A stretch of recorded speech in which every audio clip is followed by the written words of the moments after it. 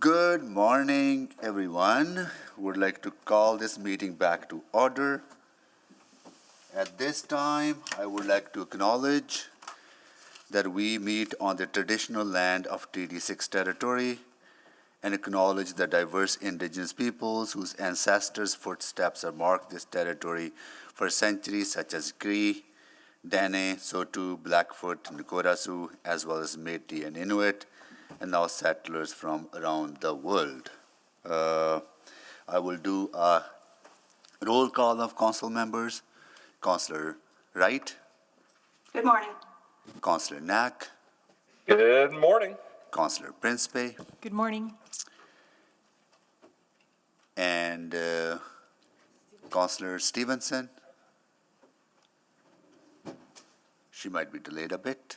Councillor Paquette. Good morning. Councillor Tang. Good morning. Councillor Hamilton. Councillor Rutherford. Councillor Salvador. Good morning. Councillor Cartmel. Councillor Rice. Good morning. Councillor Jans. Good morning. And Councillor Stevenson is here now. Good morning. Yeah. Okay. Adoption of the agenda was carried, but we have some changes, right, Madam Clerk? Yes, Mr. Mayor, we've had a request to add a new item called Intergovernmental Update. It's a verbal report from administration. There should be a copy of it on your desk. It was originally listed as 9.7. If we could just make a change that it would actually be a public presentation, and it should be added as item 6.8. 6.8 instead of 9.7, should be 6.8? Please. Okay. Councillor Salvador, can you move that? Yeah, so moved. All right. Please vote. Second. Oh, sorry, Councillor Rice seconded it. Councillor Rice seconded it. All right. Madam Clerk? Please vote. Yes, for me. Sorry, guys. Yeah, so let's just bear with us. We've got quite a few councillors who weren't here for roll call, so we just need to make sure we know who's actually voting on this item. So if you can just give us 1 second, we'll just check.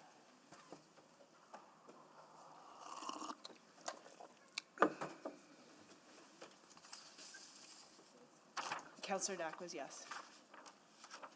We have sent the vote out now. Councillor Rutherford, are you here? Councillor Rice? Yeah, I'm yes. Thank you so much. Councillor Jans? Good morning. Are you yes or no? Oh, it didn't go through. Weird. Can you say your vote or? Yeah, it should have gone. Yes, yes. Thank you Sorry. so much. Councillor Sorry. Cartmel, are you here? Councillor Cartmel is absent, and Councillor Hamilton? They're both absent. We have all the votes. Display the votes, please. That is carried. We also have few requests for specific time on the agenda. Yeah, if we could, rather than we jump into the time specifics, can we just do a couple of potentially housekeeping? Yes, let's do that. Approvals, please. Yeah, so on item 6.2, Council Salvador selected this, but she'll get her answers offline. And on item 9.4 and 9.5, Councillor Principe already got her questions answered. So maybe we can move them all together. So Council Salvador, if you could move all those three items Yeah, together. happy to So, move. sorry, I would like to speak about 9.4. Okay, so you want to keep that on the agenda? Yes, please. Okay. So In can, a point of order, Mr. Yeah. Mayor, I also have a question regarding like 6.4 and 6.5 as well. We're not dealing with 6.4 and 6.5 right now. What they're potentially moving is to move the recommendations in 6.2 and 9.5. yeah, Okay. Yeah. Thank you. So Council Salvador, can you move Yeah, 6.2 and 9.5? Yes, happy to move recommendations in 6.2 and 9.5. We need a seconder. Second. Councillor Stevenson, please vote.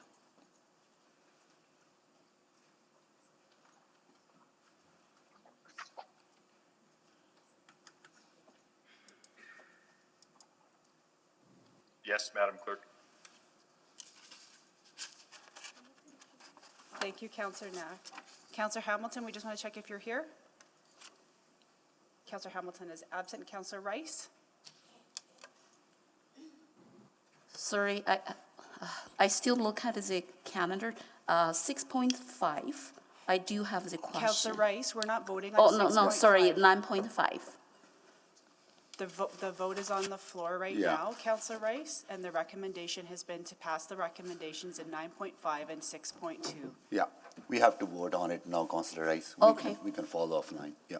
Okay. Okay. All right, please vote, so. We're just all missing right. 2 votes, Councillor Rice and Councillor Rutherford, just to confirm, are you here?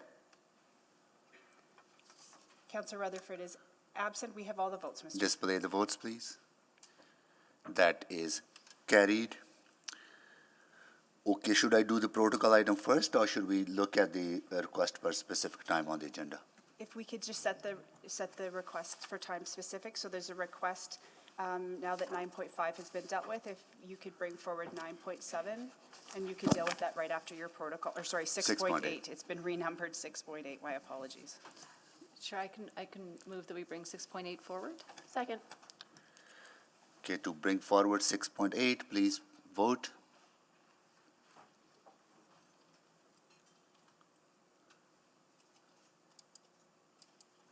Yes, Madam Clerk. Thank you, Councillor Knack. That's Councillor Cartmell. Madam Oh, Clerk. thank you, Councillor Cartmell as well. We have your vote. Thank you, my apologies. We have all the votes, Mr. Mayor. Display the votes, please. That is carried. I think there's another request to have I think, Mr. Corbold, to have the transit safety and security interim 6.1 as a second item at 9:30. Yeah, we'll just move to that after you've dealt with 6.8. We would just go back to our normal order on the agenda. Okay. So if you want to go to the protocol item now, then Okay, got it. that would work. Okay, good. All right, now we are gone through the procedures. Today, in council chambers, we are joined by a visiting delegation from the city of Regina. Over the past few months, this group of municipal and business leaders has been traveling across Canada, touring different cities in an effort to learn more about urban planning initiatives and catalyst projects that had transformational change, particularly in the downtown core. We are so pleased to be the last stop on their tour. Over the next 2 days, this delegation will visit our new Stanley Miller Library, Rogers Place, Terwilliger Rec Center, and E.L. Smith Solar Farm. And a team from the City of Edmonton will also provide them with an in-depth overview of some of our own transformational projects and initiatives such like City Plan, Infill Roadmap, and Downtown Vibrancy Strategy. As Mayor of Edmonton, I'm always so proud to profile and talk about all the exciting things taking place in our city. And there seems to be more and more to talk about every day. I also welcome any opportunity I have to connect with my fellow leaders from across Canada, because while you are the ones visiting us, this is really a chance for us to learn from each other. What a wonderful way to share ideas, ask questions, and foster a strong relationship between our two cities. Joining us today from the city of Regina, please stand when I say your name. But I know Mayor Sandra Masters and her Chief of Staff, Don Kobayashi, they are on their way, right? So they'll join a little later on, but I will acknowledge City Councilor Cheryl Stadkichuk. If you could stand, please. Thank you. City Councilor Bob Hawkins. Keep standing. Yeah. We'll acknowledge you all together. City Councilor Shannon Zachidkiak. Thank you. I probably did not say that right. Okay. City Councilor Landon Mole. And Barry Lacey, Executive Director, Financial Strategies and Sustainability. Lori Shelley, Director Parks, Recreation and Cultural Services. Curtis Doney, Director Water, Wastewater and Environment, no, not here. Tim Reed, CEO of Regina Exhibition Association Limited. Tim not here yet. Marge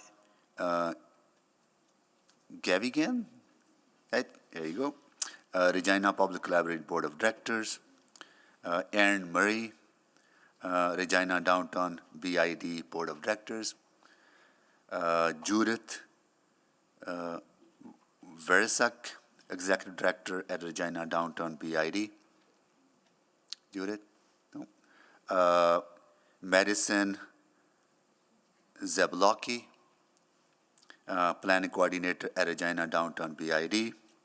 I know Laureen Snook was on her way as well, I understand, right? Paul Morose, Regina's Warehouse BID Board of Directors. Tyson Liskey, Regina's Warehouse BID Board of Directors. And Lisa Gibson's Executive Director of Regina's Warehouse BID. So on behalf of City Council and the people of Edmonton, welcome and thank you for visiting our city. We are so proud to show you around. May you please enjoy your trip, and thank you so much for being here. I missed a person. You want to say your names? There was somebody. We have Chris Lane. Yeah. For Economic Development, Regina, and Gary Fisher, who was with Tim Reed with Regina Exhibition. Okay, so I should have introduced Chris instead of Tim. Good. All right. Thank you so much for being here today. I hope you will have a good time and enjoy our facility. And please do spend some money too. All right.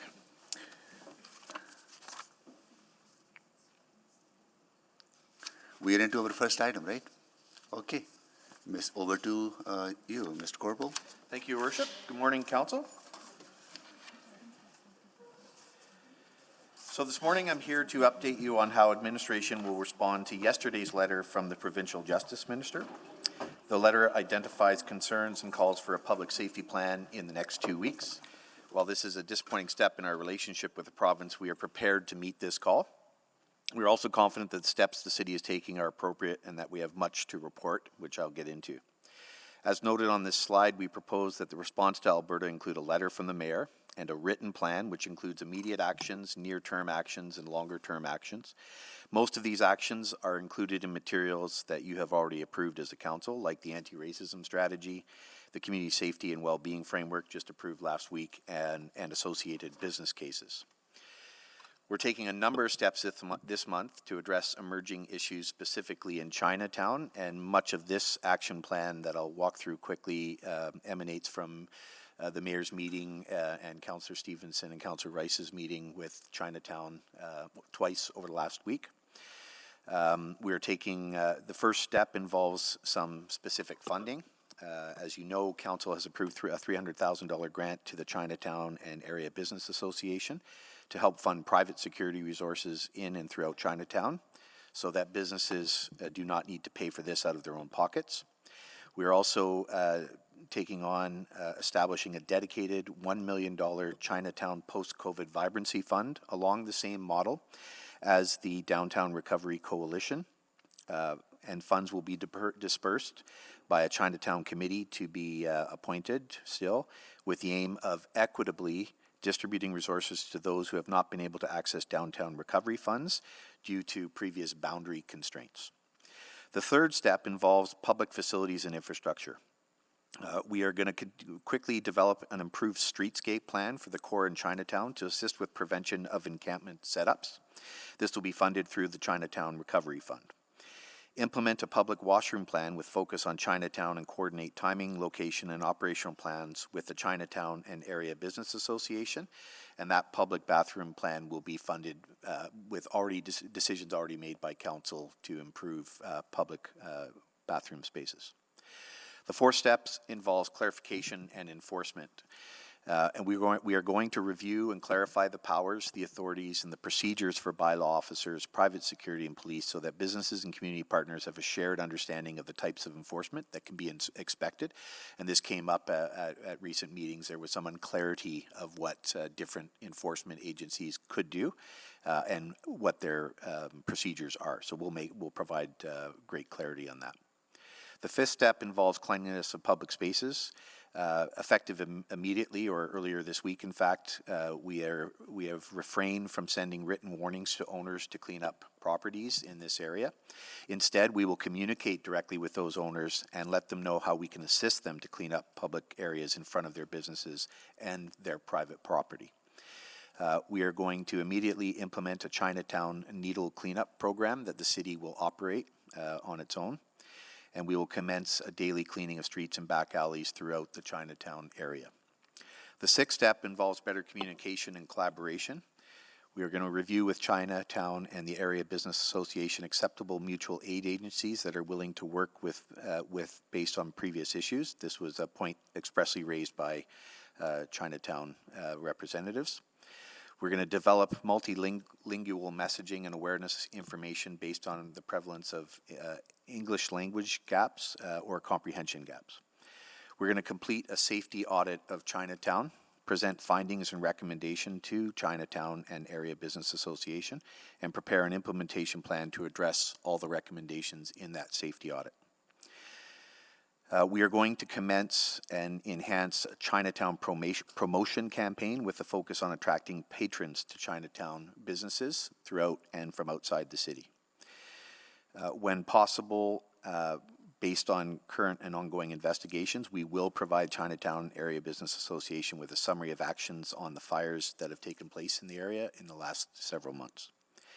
And we will provide a detailed breakdown of all resources and funding provided to support Chinatown in all the programs that are being conducted either in our base budget or some of these new initiatives, because there was a clear desire from residents to know exactly how many resources are being focused in on the Chinatown neighborhood. In the weeks that follow, we will take steps on other types of work. The first step involves community enhancement plans. We want to work with Chinatown enhancing planning within the area for council consideration. We want to review the Boyle Street development plan and assess impacts before proceeding further and bring those impacts and potential mitigations to council for consideration. A second group of activities includes the presence and community impact of social agencies in the area. We want to work on creating a 5-year plan for a decentralization of social services so that we don't have such a high concentration in one area in the city. We want to consider rules and regulations within city administration for the operation of not-for-profits to address the perception that rules are unfair, or perhaps the reality that rules are unfair for profit-making business owners compared to not-for-profits. And that, again, another specific point brought up by Chinatown. We want to consider limiting new permits for additional social agencies once we've got a better idea of the decentralized plan. A third set of activities includes advocacy to other orders of government, advocating to the province for a prohibition on releasing health patients into homelessness, a prohibition on releasing offenders from provincial corrections facilities into homelessness, and limits to what is seen as a pharmacy over-concentration in this neighborhood.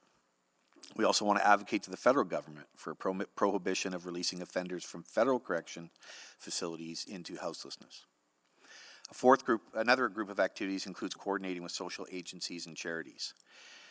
We are going to convene as a city a constructive and facilitated planning session between social agencies and the Chinatown business owners to review and address operating procedures that negatively impact businesses and residents. We're going to convene a meeting of social agencies with the province and the federal government to focus on Chinatown issues. There was a clear desire to have all three orders of government at the table for that discussion. We're going to implement an awareness campaign reminding charities and charitable people not to drop resources off randomly in Chinatown. While it is charitable in nature and the intent is good, it's not helping with business associations, and we're going to try to find a way of better directing those charitable and positive intents into a way that is more constructive for Chinatown. And the city will reach out directly to charities and provide on-site education when these incidents take place to correct this problem. We're going to explore if there are permitting and bylaw rules to clarify which organizations can deliver resources to Chinatown. We're going to ask agencies to reconsider methods of food distribution to minimize litter in and around Chinatown, including the styrofoam serving trays that we see all over the place. And we're going to appoint a social agencies client coordinator for the Chinatown area to bring concerns to and collaborate with all social agency procedures. And we're going to review and improve all good neighborhood agreements that are associated with the operation of any of those facilities. So that's a big summary of the Chinatown action. Beyond these specific immediate and Andre, near-term... can I just quickly stop you here, because we have some visitors, and they seems to be eager to leave soon, right? So, because they have other stuff to go to. Sure. We have Dr. Donella Massey School, grade 3 students with their teacher, Debbie Golick, from Ward Dene, which is Councillor Paquette's, right? Paquette's ward. He is joining us virtually. He's giving you thumbs up. You can see him there on the screen, right? Thank you so much for joining us. Nice to see you all. And enjoy your visit.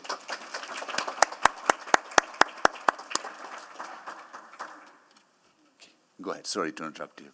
No worries at all.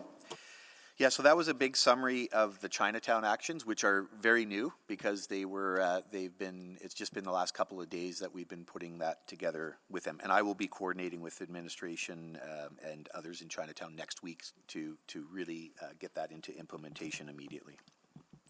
So beyond these specific immediate and near-term actions in Chinatown and downtown areas, there are several pieces of broader work underway. We would like to provide the province with a comprehensive overview of those pieces of work because they directly address public safety and many of the root causes of social disorder. The Community Safety and Wellbeing Strategy, which Council just approved on Tuesday this week, encompasses immediate actions and long-term transformational system changes to help Edmonton become the safest city in Canada by 2030. The framework has 7 pillars, as you know: anti-racism, reconciliation, safe and inclusive spaces, equitable policies, procedures, standards, and guidelines, pathways in and out of poverty, crime prevention and crime intervention and well-being, and it covers actions that can be carried out by the city, local partners, and community.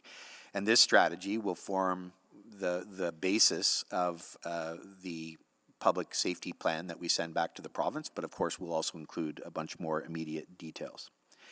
Now, the Transit Safety and Security Plan includes hiring additional staff, reopening transit washrooms, updating the transit peace officer deployment model, implementing education and outreach activities, including drug poisoning prevention teams, and increasing bystander awareness training. You will get a separate briefing on the update of that transit security plan following this item. The anti-racism strategy, which was approved in February, is made up of 3 elements: setting up the independent anti-racism body, community-driven, equitably resourced, and independent from the City of Edmonton administration, Edmonton Police Services, school boards, and others. And it will oversee anti-racism in Edmonton, stimulate reflection on racism, and challenge systemic racism at all levels throughout all areas of the city. And work is proceeding on that, and we expect to have that back to Council for consideration sometime in July. Creating a high-level anti-racism organization in city administration. This new organization within administration will challenge racism within the City of Edmonton Corporation, including challenging systemic racism, developing a culture of anti-racism, embedding anti-racist action into processes, and partnering with the independent anti-racism body to create a long-term anti-racism strategy. And of course, funding core operational and capacity building funding in order to strengthen the grassroots BIPOC-led organizations and support them to be more effective with work that has a long-term impact. The city will fund more core operations, capacity building, and other work. And we think it's vital that the specifics of the anti-racism strategy be detailed in our public safety plan back to the provincial government in 2 weeks in our report. The province's Downtown Safety and Vibrancy Initiative funds are being used to support related initiatives like daytime shelter spaces, And as you know, last week, Community and Public Services Committee directed administration work with the Downtown Business Association, the Edmonton Police, and Edmonton Police to request the use of up to $1 million from provincially funded downtown safety resources to fund social workers and mental health specialists to be partnered with law enforcement in Human-Centered Engagement and Liaison Partnership Unit, or HELP, teams throughout the downtown core and Chinatown, and to supplement daytime shelter space led by Indigenous community organizations. They will also be working with the Downtown Recovery Coalition to allocate up to $4 million from the 2022 to 2024 from city-provided Downtown Vibrancy Initiative recovery funds to fund social workers and mental health specialists to be partnered with law enforcement in Edmonton Police and Administration to enhance the police and crisis response teams, Human-Centered Engagement and Liaison Partnership the help teams, and Community Outreach Transit Teams, or COT teams, resourced in the downtown Chinatown and throughout the transit system, to expand the Egg Ambassador Program and to supplement daytime shelter space led by Indigenous community organizations. The final component of the plan includes taking a multidisciplinary approach, how we collaborate with Edmonton Police Service, Fire Service, EMS, and social agencies, and I'll outline that now in this next slide. Through a multidisciplinary joint operations, we will work with Edmonton Police Service on three-phased approach. We will have saturation policing. This involves getting boots on the ground downtown and in Chinatown and Alberta Avenue, and they will be pulling from existing resources, suppression teams and beat teams. Similar to our peace officer deployment, it will be highly visible and highly engaged and empathetic.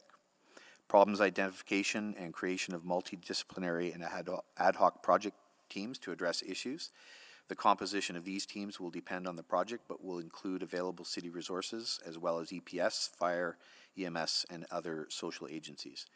And this will use work we've already done in creating the concept of multidisciplinary community support teams and a bit of what we've done already in the Transit Safety Initiative.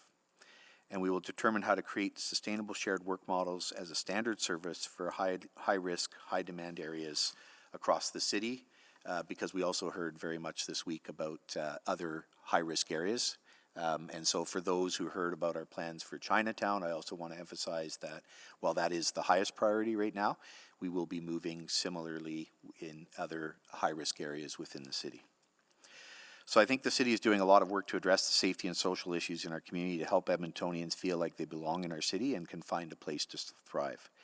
We believe that current work is appropriate in addressing the issues at hand with the resources we have available, and we will assert that to the province. However, we are aware there may be an expectation from the province that more money specifically be provided to EPS, notwithstanding everything else we've outlined here today. And with that, we would be happy to take your questions on any of this plan. Thank you. Thank you so much for this detailed presentation.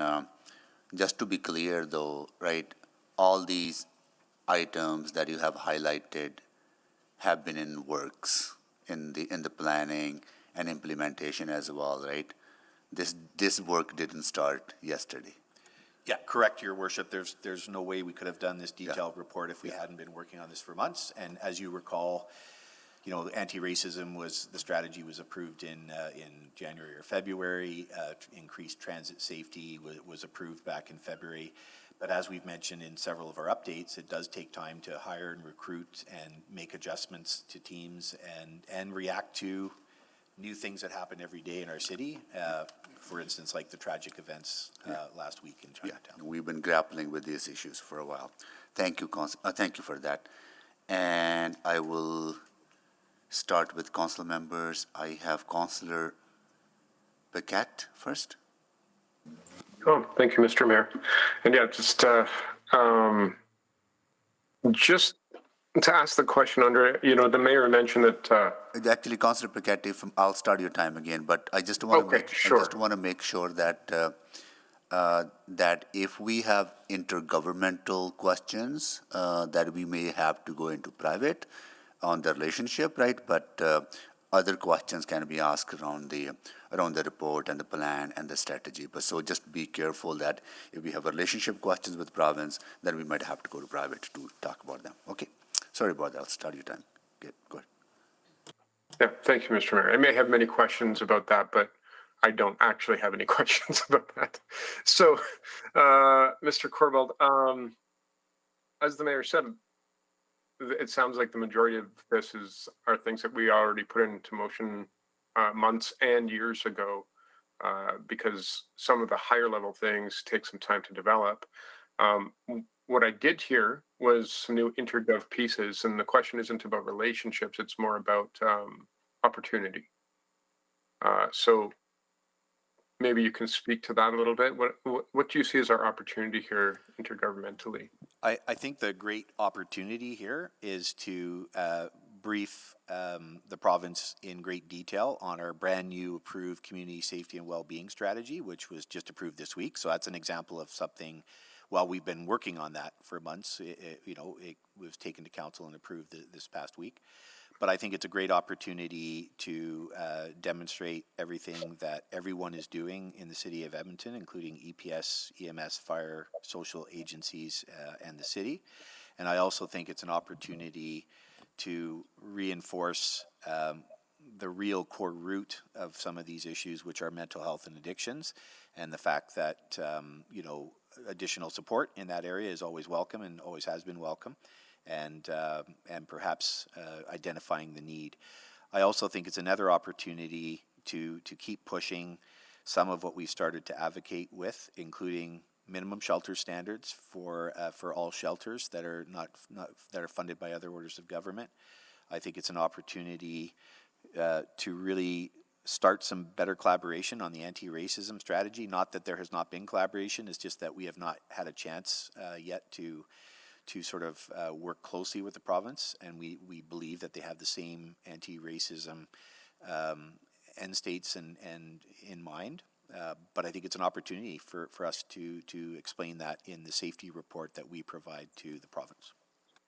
Yeah, thank you for that, because I was a little surprised because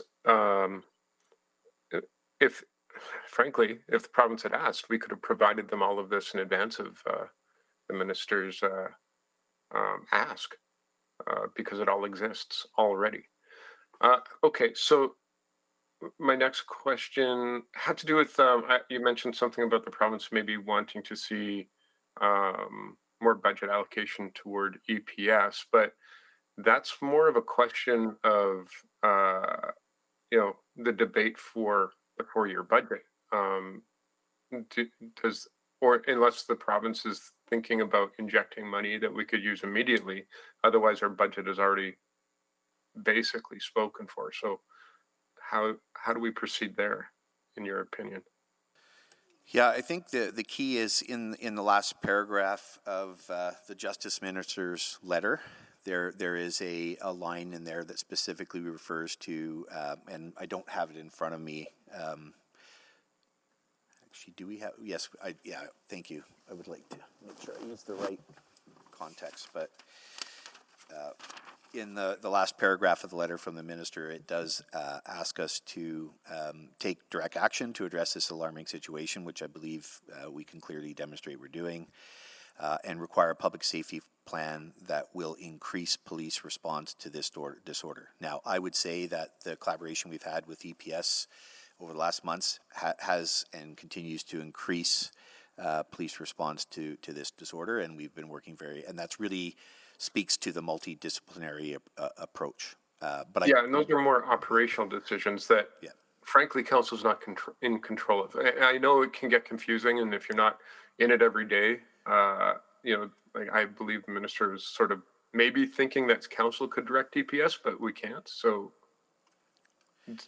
But I think that, does it sound to you like Chief McVie? Because it sounded to me that he's already in the process of reallocating resources and shifting them around to meet hotspot needs.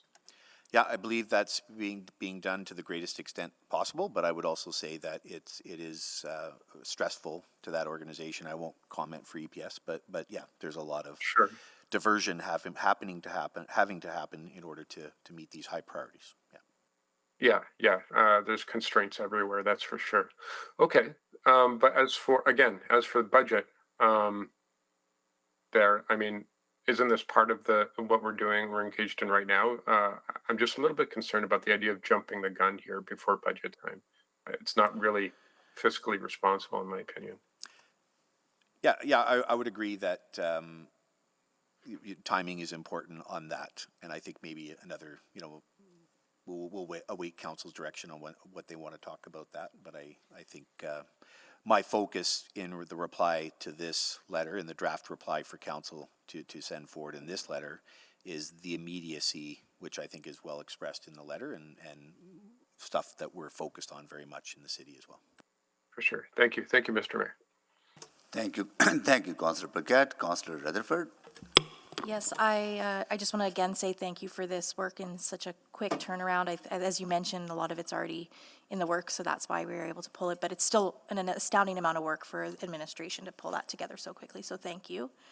I did just have a couple questions in relation to maybe some gaps I saw in the plan, and just wanting to because one of the things that I didn't see anywhere is around sort of our gang response. And are we going to be reallocating, and has there been discussion with the commissioner, the EPS, around any kind of reinforcements of the gang unit? Nothing, no specific discussions, Councillor. I feel confident that they've got that well in hand, and Okay.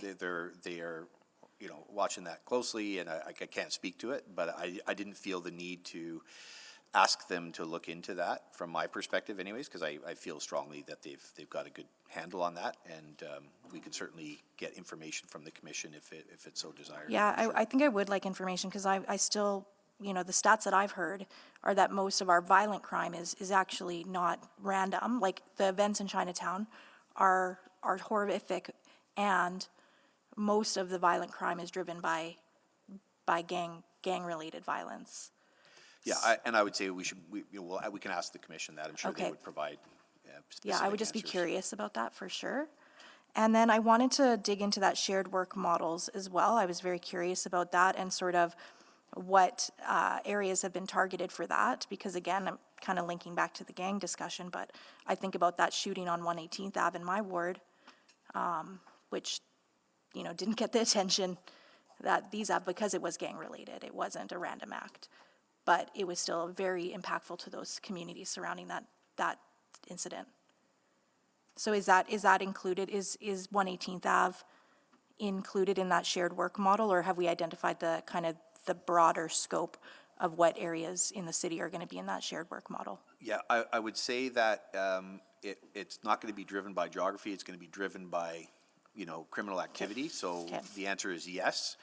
And one of the good things about this joint approach that we would have is that getting the right person to the right place throughout the city, wherever it may be, it can be done faster and in a more coordinated fashion between all the different agencies if we're working under one unified command system, which the Chief McPhee and I have committed to. Perfect. That's great to hear.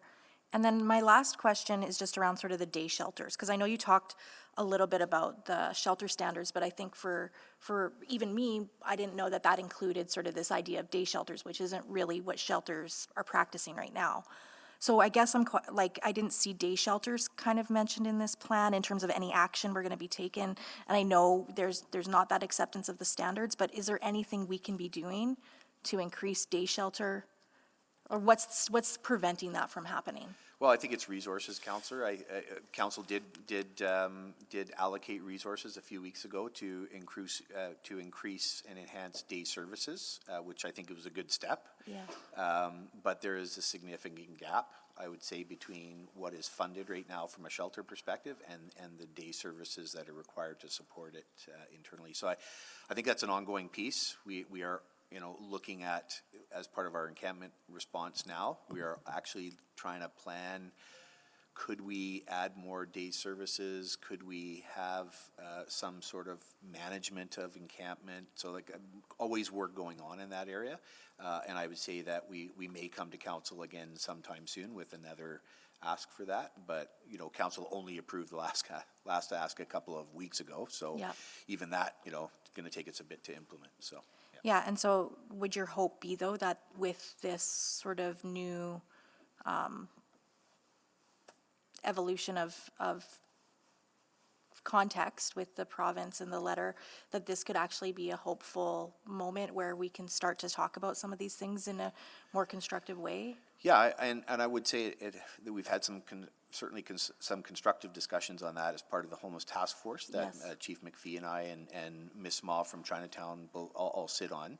And so I would say there's going to be continued advocacy stream. We've already advocated directly with the provincial government on wanting to adopt the minimum standard, but I'm trying to get a lot of the same recommendations within our report to the province. Perfect. Well, thank you so much again for this work and for those answers. Thank you, Councillor Rutherford. Councillor Wright?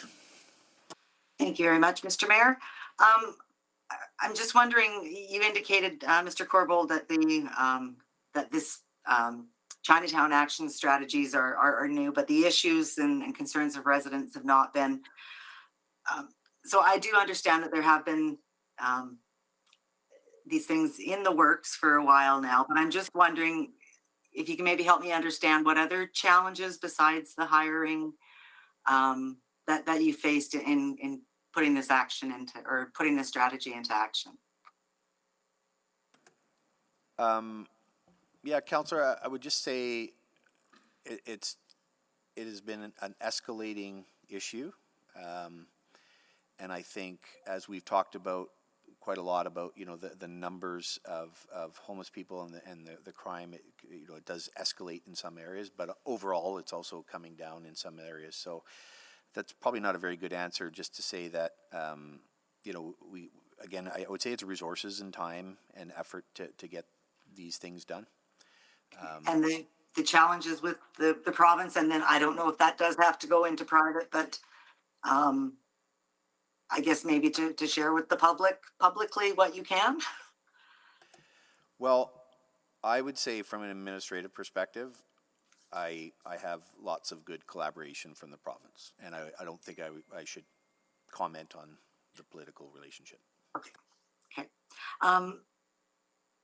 And then my other question relates to the boots on the ground and drawing from existing resources to help support Chinatown. Do you have any insight how that's going to impact the rest of the resources available for other areas of the city? Or are they looking to maybe, I don't know, pull the sworn members from more administrative positions? Yeah, it's definitely going to have an impact. For example, with the deployment of our peace officers on transit and in Chinatown, that is going to mean they won't be in other places downtown for a while. But I think that's an acceptable. You have to go and deploy the resources we have to the most important areas to address the things that are most important to address. And so you may recall too, over the last 3 months, we've had a lot of peace officers who have been redeployed into the transit system to improve that situation. You'll hear more about that today. Now we're going to deploy a lot of the peace officers into the Chinatown area to maintain as much of a visible presence as we can. So it does have an impact. I think our job is to make sure, and I think I would, not to speak for the chief of police, but I think EPS has the same challenge. We have to work together to deploy assets where they need to be based on what's going on. I think what's important with this is that the joint model, the joint command, will really help us do that in a more efficient way. And are you anticipating any additional funding requests to cover these costs? Yes, I think we've outlined a whole bunch of new funding in what we've done already in the last 3 to 4 months, and I outlined that even in Chinatown recovery, that's a new funding mechanism with that recovery fund. And yes, I think as I feel the need to, I will absolutely come to council with more specific requests. I don't have anything specific today, but I will. I feel that council is more than willing to hear those requests when they're needed, and I get support when I ask for them. Okay, thank you very much. That's all I have. Thank you, Councillor Wright. Councillor Tang? Thank you so much for this presentation. on one hand, I'm very heartened by such a concerted effort to dedicate resources in communities like Chinatown. On the other hand, I'm not necessarily blaming anyone. I feel, wow, I wish this came like several years earlier. There's been a lot of work around Chinatown strategy going on, back in 2017, 2018, and the call for help didn't just happen, this time around. It's been happening for years. So I do just want to highlight that, but I am, heartened to see the concerted efforts and initiatives. So I guess just wanting to clarify on the specific safety plan that was requested by the minister. I think you did a great job outlining the multi-part, multidisciplinary safety plan with a CSWB, transit safety, et cetera. Like, is that not the safety plan? Yeah, we think it's very important in our reply to the Minister of Justice that we answer the specific questions in that last paragraph in the letter. And so I feel it's very important that while we have some of that in play, I also want to put an overlaying clear strategy, clear public safety plan as a top. And then we would have appendixes to that plan that would include things like the CSWB. But yeah, I think the strategy is key to the plan because it's very new and different. But we'll have very specific annexes because I also think quite rightly we need to demonstrate to Edmontonians and to the province that it's not just a 5-year strategy or a 2030 strategy. It's immediate action, which will include in several different appendices attached to that plan. And I imagine you're going to also highlight some not only immediate but medium and long-term gaps that I've certainly heard you talk about: criminal justice, mental health care, housing, all of which is so much outside of city jurisdiction. But I think that's a great opportunity to highlight that. And I was wondering that saturation policing one. Is there a time frame for that? Your mic. Oh, sorry, Councillor. Yeah, I would say we have started some of that already. In the past couple of weeks, we did some of it at certain times on the transit system over the last couple of months. So that sort of protocol works. And so the question is, how can we ramp it up? So, for example, on the city side, we've diverted all the resources we can to achieve as much of that as possible from a presence in those areas. I think private security will help, and I think the funds allocated to that will help show the presence. I guess I'm more wondering about the time horizon. I can't imagine the saturation approach is a sustainable approach for the long term. So are we talking about 3 to 6 months, 9 months? And I'm also curious, I imagine throughout this we'll be collecting data pretty rigorously to demonstrate how does a saturated presence, a uniform presence, whether it's EPS or peace officers or private security, significantly change both perceived and real sense of safety. Real safety outcomes. Yeah, I would say the timelines, Councillor, it kind of depends on how the situation goes. We're going to do it immediately in terms of diverting resources. How long we have to do it, I think, will depend on outcomes and also getting people housed. I hope that with the addition of 500 housing spaces in the coming months, we can also solve a lot of this in terms of getting people into places with proper supports. And I think this sort of gets back to the other question about funding. If we have to sustain that kind of model for more than a couple of months, I may be back here asking for more resources to continue sustaining that model. And I hope if you do that at that time, we'll also see some, evidence of impact that this is working. Correct. Yeah. You mentioned the 500 spaces. Do we have a sense of operating dollars for those 500 spaces that are slated to open soon? Yeah, we have a contingency plan. HomeEd has a contingency plan to operate those facilities when they're open. The problem is the $9 million required to do that will come from within their current resources, so other things will drop off. So again, continuing discussions with the province on seeing if we can get an increase in those operational dollars. As part of our report to council, I believe on 27 June on affordable housing, we'll be able to provide an update with what the contingency plan is to immediately open those sites when they're completed, but also show council where that money is going to come from and what other problems that may create given and may need to be mitigated. And you said home ed. Sorry, Homework Trust. Okay, Yeah, that's sorry. great, thank you. My mistake. Good. Thank you, Councillor Tang. Was Councillor Stevenson next? Councillor Hamilton, go ahead. Thank you. So thank you for this safety plan, which I recognize was not pulled together overnight, but was a little bit pulled together overnight. And I'm cognizant that as a city, as city manager, you have a lot of authorities, but you don't have all of the authorities. So there's other statutorily granted authorities, whether it's to the police or to the fire chief, that could be leveraged. And I'm wondering how you would recommend or collaborate on leveraging those authorities. Yeah, Councillor, I think Chief McPhee and Chief Santilli and I do that almost every day. We all have the exact same intent in mind. We all collaborated together on things like the CSWB strategy. We know what we need to do, and we've agreed on how we're going to work going forward. When it comes to what EPS needs from a statutory perspective, they get that from their legislation and operate within it, and we do the same from a fire perspective and from a peace officer perspective. So, to be honest, I don't get into that too much because I've got willing partners at the table. I don't feel like I need to ask them or give them or help them get authorities. They seem to have everything they need, and we just work together on that.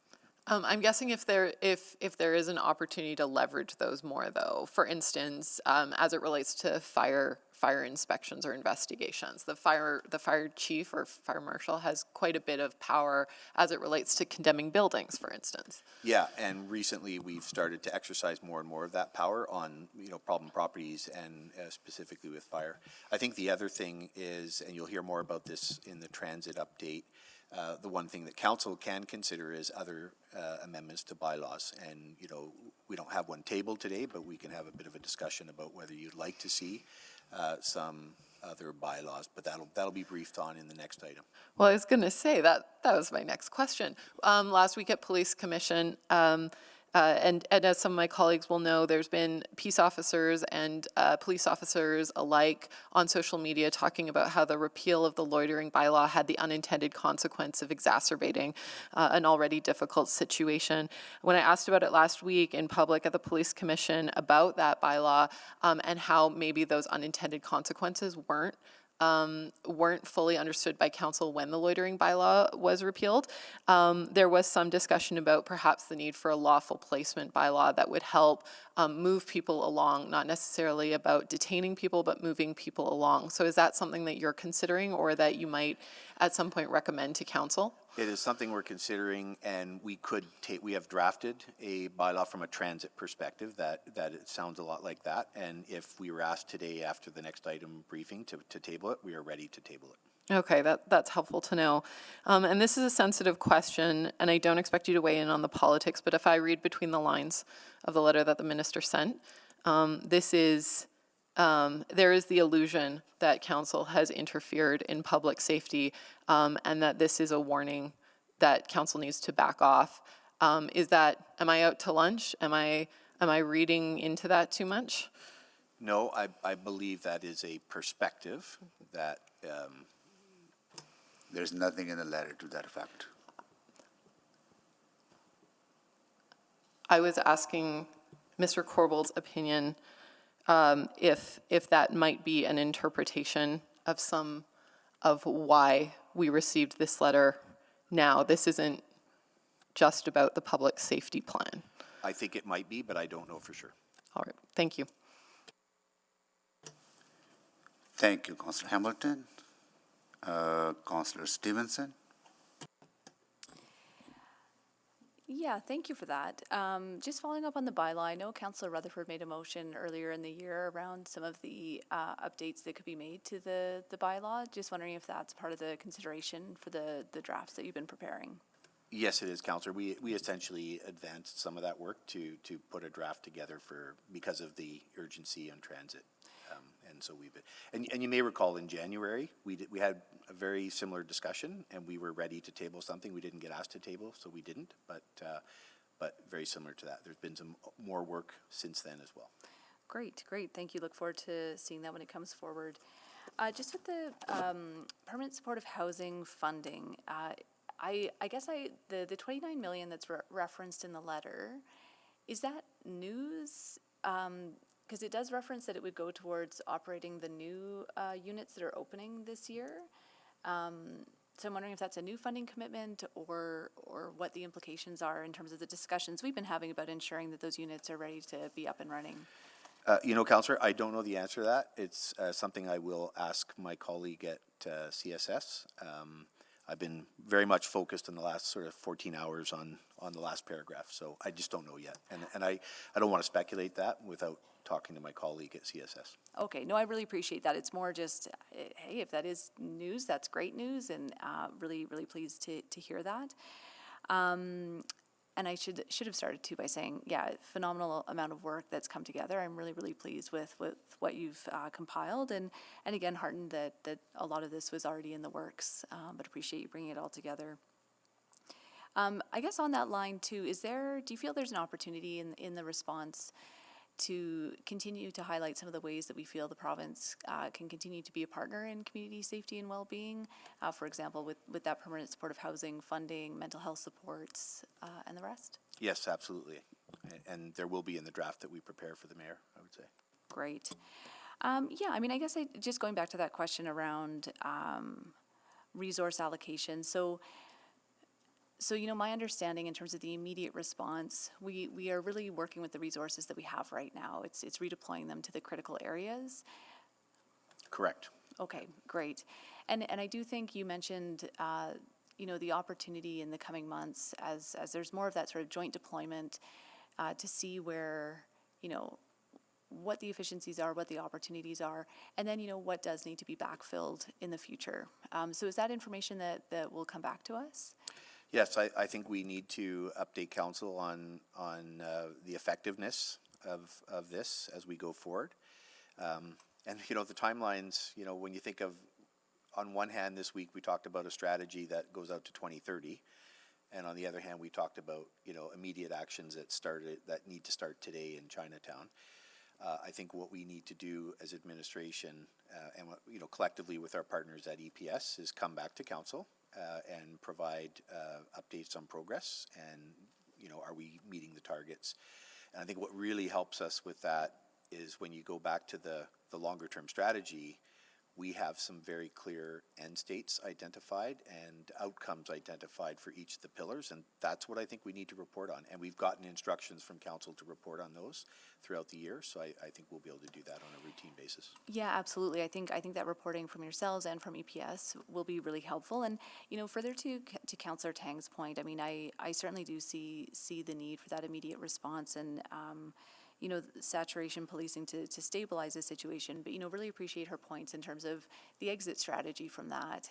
And so excited to hear, if what I'm understanding is correct, that some of those other longer term, more holistic strategies will be layered in throughout that period, so we can assess if they are effectively reducing the pressures. And then if the saturation response can start to be pulled back because there's something that's come in behind that to backfill it. Yeah, I would agree. I don't think anybody wants us to use that model for years and years and years. We want to use it now because we have to. It's gotten to that point. We need to, but at the same time, we're looking at ways how do we entice and recruit some of the homeless people in Chinatown to be some of the first that we put into some of the new units that will be up and operating. Absolutely, and I think that's the really exciting opportunity here. So that's wonderful. I'm really pleased to hear that it's a both and response, and that those immediate responses are happening in parallel. And some of those responses will continue on, but really pleased to hear that. Thank you again so much for all the work. Thank you, Councillor Stevenson. Councillor Salvador. Yeah, thank you so much. And I would again just express my gratitude for administration's ability to pull this together in such short order. So just two primary questions. So I'm wondering how EPS and the Commission will contribute to the Minister's response. I'm thinking about our ability to really allocate resources, but not necessarily direct operations or deployment. So I understand there's been ongoing collaboration around things like saturation policing, hotspot policing, which is really good. But will there be sort of a formal response or collaborative response to the Minister from the service and the Commission? Because again, recognizing that they might be better equipped to speak to some of those on-the-ground operational deployment questions. So the response is based on the letter and the legislation, and the act is, and the way it's written, is required to come from Mayor and Council. But I can tell you that, I've already spent some time with Chief McPhee discussing what I would present this morning very quickly last night. And we are going to work hand in glove with EPS and other agencies, not just EPS, but EMS and fire and some social agencies on the safety plan. So now we only have 2 weeks. I suspect that the co-collaboration we do in the next 2 weeks won't satisfy everyone, as we've heard before, but we are going to work as much as we can. But we have a hard timeline, so it'll primarily be administrations like the Chief McPhee and myself and fire and EMS working together on this plan. So in the end, it will be, I think what we're looking from council today is, and I think we're getting it, which is that this is the right approach. But I don't think we have an opportunity to come back to a council meeting to get a formal approval of the strategy. We'll present it to all of council, and the mayor would then sign off on it and get it back up to the minister to meet this deadline. For sure. But as always, it's a point in time, and it'll, if we get it'll create a dialogue. There's some opportunity from dialogue. Maybe we'll do some other things as a result. For sure. That sounds great. Yeah. I hope that answered the question. Yeah, that's helpful. And I think, it's been made quite clear that the vast majority of this work has been ongoing, and we are aware of it. Second question around, just the concept of saturation policing, and I guess just the potential risk of displacement of unhoused folks or marginalized Edmontonians into other areas. And I recognize, I appreciate the comments from Councillor Tang and Stevenson around sort of an exit strategy to a more sustainable model. But how is displacement being factored into that? It's a really important factor, Councillor, in terms of, that's not, the strategy is not to displace people, but it's to deal with specific, but there's going to be, I imagine, a certain amount of that. And that, again, requires us to maybe move to other places as a result. So we saw that. I think we saw that with transit safety. As we started to do some more work in transit safety, and as the weather got better, we saw some, I would say, less issues in the transit system, more issues in encampments. There's always going to be an element of displacement anytime, and the only way to avoid that is to have everyone everywhere, which we can't do. So, but I think it would also, probably a better question for the Commission and EPS on the police side of that. For sure. Great. Thank you very much. Thank you, Councillor Salvador. Councillor Jans. Thank you. I appreciate the work that has been pulled together here. Maybe a question for the mayor. For the response to this letter, is this a response coming from the mayor, from council, from city administration? And if so, will we have a chance to have a meeting to vote on the response as a group? I think there's some value in all of us signing off on, as an elected body, as council, because we seem to be named as council in Chandra's letter, so. My understanding from legal opinion is that it has to be a council decision. So we will have a vote on this Michelle, response. am I right? Yeah. Yeah, sorry. Yes, I think the letter should be coming from City Council. Now, Council may determine today to give the instruction to the mayor on the basis of what you heard, that the mayor can proceed and send the plan on your behalf. I think you can decide that today.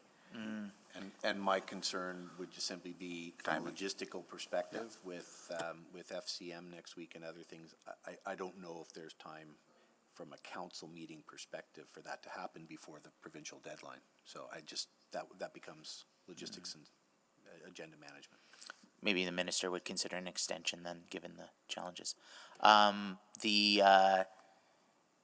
The next question I had was around, I think it's really good, and I hear a lot about joint response and joint collaboration, and I was wondering, because really a lot of this, and if I may read from the words of Police Commission Chair John McDougall, as the Edmonton Police Commission, we will continue to deliver governance and oversight of the EPS. We will do so not by taking sides in a political debate, nor by engaging in the heat and passion one inevitably encounters in these situations, but by ensuring that the Edmonton Police Service, through the direction of the Chief, make the proportionate and right decisions to ensure our community is safe and secure. And I don't want to undermine or usurp the role of the Commission here, and I think in our response, if it was a joint response of, here's what City Council is doing, and here's a lot of the Safer for All work, here's what the Commission will be doing to hold the service accountable, and here's what the Fire Department will be doing, here's what the police will be doing. I think there could be a Team Edmonton response to this that actually could highlight a lot of these other pieces much more collaboratively, and thus maybe diffuse some of the political tensions or perceptions that this is a minister fighting with a mayor. Rather, if we make this a whole community response that we're all invested in this, there could be, I think, significant merit in that, and I would like to see that considered. I don't know if the mayor's open to that. If that's questions to me, then absolutely, I think this presents us with an opportunity to work together with service, work together with commission and our council, and strengthen the relationship and put together a united front, right? So this is an opportunity for us to continue to build and also deal with some of the, if there are concerns in our relationship, repair that relationship too. Because I think there's a danger if we respond just as council saying, we will move police downtown. We can't, no more than we can respond to the convoy or any other threats befalling the safety of Edmonton. I think we really need to render to Caesar unto Caesar's and say, thank you, Minister. These are really important questions for the Commission to answer. That's a legal question. Well, I would start, our advice, council, is that we really stick to what we've been directed to do in the letter. Yeah. If we choose to do something over and above that, I think that's fair. I think that's going to could require a bit more time. But I can also assure you that everything we're putting in this plan is being coordinated directly with EPS. Fire reports to me, so it's part of my team. So we're coordinating all of that as part of the response we would put in front of council to send to Minister Shandro. But I also want to caution that any idea of co-writing, co-collaborating will not be done by 9 June, which is the deadline on this. I think we need to answer this question in that paragraph. We can add more on after, and we can get other collaborative plans done, but I really want to make sure that we, this is a lawful request and guidance, and I want to make sure council duly answers it according to the act and all that is proper. Yeah, I have a number of other specific suggestions, such as restoration of the $5 million cut by the province, the 2,000 or so people with nowhere to go between 8 a.m. to 6 p.m., a number of other specifics that I'll share with administration that I think would be valuable to include. But overall, thank you to everyone who's been pulling together work here. Thank you, Councillor Jans. I am going to recognize grade 6 class from École Routière in Fallher near Peace River. The teacher is Joshua Cormier. Thank you so much for coming to visit us.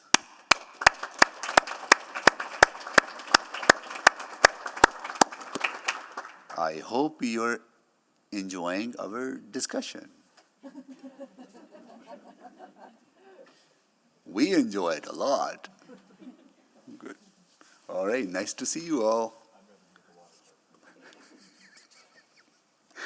All right, so that concludes the first round. I have some questions. I think Councillor Paquette, you are the deputy mayor, right? If you could take the chair. I have the chair. So, Mr. Corbold, I'm interested in really demonstrating the partnership that we can demonstrate in this case. I know its timelines are short, but I think this presents us an opportunity to build on the relationship that we have with commission, with service, council, administration, fire, and others, right? I think this is a good opportunity. So I want to get your thoughts quickly on your thoughts, maybe some other time, right? But just to think about in a long-term strategy. Also an opportunity to strengthen our relationship with the province. I think just following up on some of the other council members' questions, if we could start itemizing in this report about, houseless population has doubled over the last 2 years. It's not city responsibility, it's province's responsibility, how we can seek help from them on that. Opiate crisis, another thing, not our responsibility, province's responsibility, and put in all those items and including release from hospitals, right? That's healthcare, right? And Minister also identified significant increase in his letter about medical calls to ETS facilities. That's health-related matter, not an enforcement matter, right? So if we can, I think, not only what we are doing or what we need to do to make people safe, but also looking at some of the root causes and what their responsibilities are, and then having that discussion. I think this is an opportunity for us to have that conversation with the minister. Yeah, I would agree, Your Worship, and we can put a section in the cover letter that, covers the requests the city has of the province. I think that's fair to put as part of our response. Yeah, because, not only ministers watching this, but public is watching this too. So this is a good opportunity for us to engage with the public as well on who's responsible, which order of government is responsible for what areas that are causing disorder and crime. Yes. Yeah. Okay. I would be really, really interested in that aspect. Part of that also the challenge on legislative side of things. For example, when we look at abandoned properties, there are barriers in provincial legislation that does not allow our peace officers to take as significant action. So I think also looking at some of those legislative barriers that can be removed or we can advocate to be removed that will make our communities safe. Yeah, that would be a longer term piece. Yeah. Specifically on the authorities, I'm not convinced that they're not appropriate right now, but we're doing more work on that. But that won't be done in the next 2 weeks. But we can identify them as barriers that we would like to discuss in the future with the minister. I'll take a look at it. Okay. I'm not sure it is a barrier. Okay. I'm not convinced Okay. it is right now, so Okay. I wouldn't want to pre-identify it without all the specific. If they are not, that's fine as well, right? So, And I say that, Your Worship, because this gets back to the value of the joint deployment model. The best way, if we're concerned about authorities of peace officers, the best way in compared to police officers, for example, the best way to immediately deal with that is to match them up so that you've got one part of the team that has all the authorities you need. And that's kind of the concept of the joint deployment model. We don't need to get new authorities as much as we need to have all the folks that have different authorities working together so they're at the right place at the right time. another question I have, I know time is limited, 2 weeks is not enough time, but over the last number of years, over a decade, province has downloaded a number of responsibilities to municipalities in the social sector, right? We pick up that cost through property taxes. I think this is another opening for us to have that conversation. Maybe identify that as issue as part of the discussion, maybe not as a part of. I'm really excited about this in a way that now the door is opening, that we should be having those comprehensive conversations with province and Edmontonians who should be doing what. Yeah, we can, again, I don't want to boil the ocean with this reply to the minister's specific Absolutely. paragraph, but absolutely, and I would say that's true of the federal government as well. Yes, As we look at sort of disaster, for example, disaster resiliency and changes in federal programs, that's been downloaded to provinces, and then some of it's been in turn downloaded to municipalities. Great. You know, even your presentation today is a good opportunity because media is here. It will highlight, hopefully, that work we are doing to make our communities safe, right? So thank you for that. And I will move the second round. Second. Thank you. That was Councillor Salvador seconding. Okay, thank you. Please, unless there's any questions, please vote.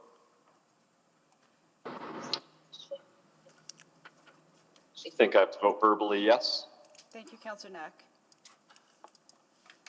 Yes, Madam Clerk. Thank you. We have all the votes. Please display the vote. And that is carried. Okay, I'll take the chair back I return the chair. and I'll go to you for Well, thank you, Mr. Mayor. Yeah. And to pick up on what the mayor was saying, I'm actually extremely excited about this opportunity. So, because it gives us an opportunity to showcase what we have already been working on, what the challenges are, and what we need. So, I want to follow up a little bit on what he was saying because we did get a motion passed. I made a motion a little while ago about getting role clarity among levels of government. And obviously, that's not going to be ready when we put this letter in, but is there a way to package all this information up now for the public so they can actually, so we can show our work, so they can see what we've done, and then we can add to that as time goes by? Yes, Councillor, my presumption is that much in the way the minister's letter was made public immediately, I would imagine we would want to make our response public immediately when it's sent out. So that would be in there, and then as we update, we can continue to do that. And I would also say, Councillor, that this speaks to what was approved in CSWB, which is a publicly facing dashboard. And eventually that's where we really want to show so that you could sort of delve down into the dashboard and get data and all the specific points. That's going to be a work in progress for a while. So that's great, and I'm excited about that. One thing that is disheartening to me is that, as Councillor Tang was alluding to, we have been trying for many years now to solve many different and varied issues on 118th Street, Chinatown, different areas of the city. And we've made entreaties and pleas to the provincial and federal governments about this sort of help. And of course, as we've, I think, demonstrated, we've already got this huge body of work that we've created, and we're ready to go on. But one thing that still is I'm struggling with, and maybe you can't answer this, Andre, but why did it take this tragedy in Chinatown to apparently get the attention of other organizations within the city and of the provincial government? I simply don't have an answer for that.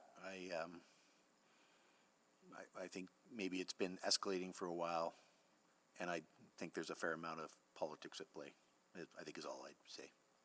Yeah.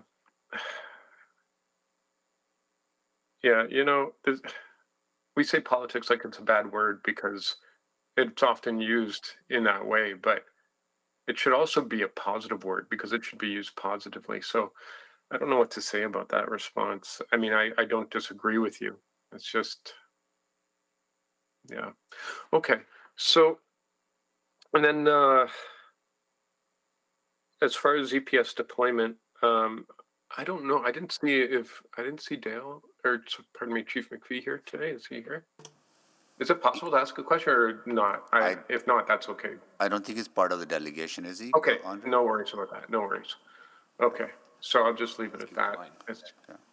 Yeah, okay, but. If he is, then he can ask question. I have no issues if chief wants to answer, but is he part of the delegation or do we need some procedure to make him part of the delegation or? I don't believe so. Okay. Your Chief? worship, he's one of our partners at the Chief, table all the time. can We you talk- come we up, talk please? all the time. I'd be delighted if. Yeah, I know, you'd like that's to not answer just questions. want to follow the procedures. Thank you. Okay, oh, great, Good. okay. Chief, If I'd had a bit more time, I would have Mr. Mayor. probably invited him formally, but yeah. Yeah, and thank you, Chief McPhee, for making the time. So, we've had some really good conversations in the past, and I know that there's a lot of pressure everywhere. EPS is not excluded as far as, COVID has taken a hit. There's a lot of stress factors. This rise of, addictions and issues that are just, frankly, from what I've heard and seen, exhausting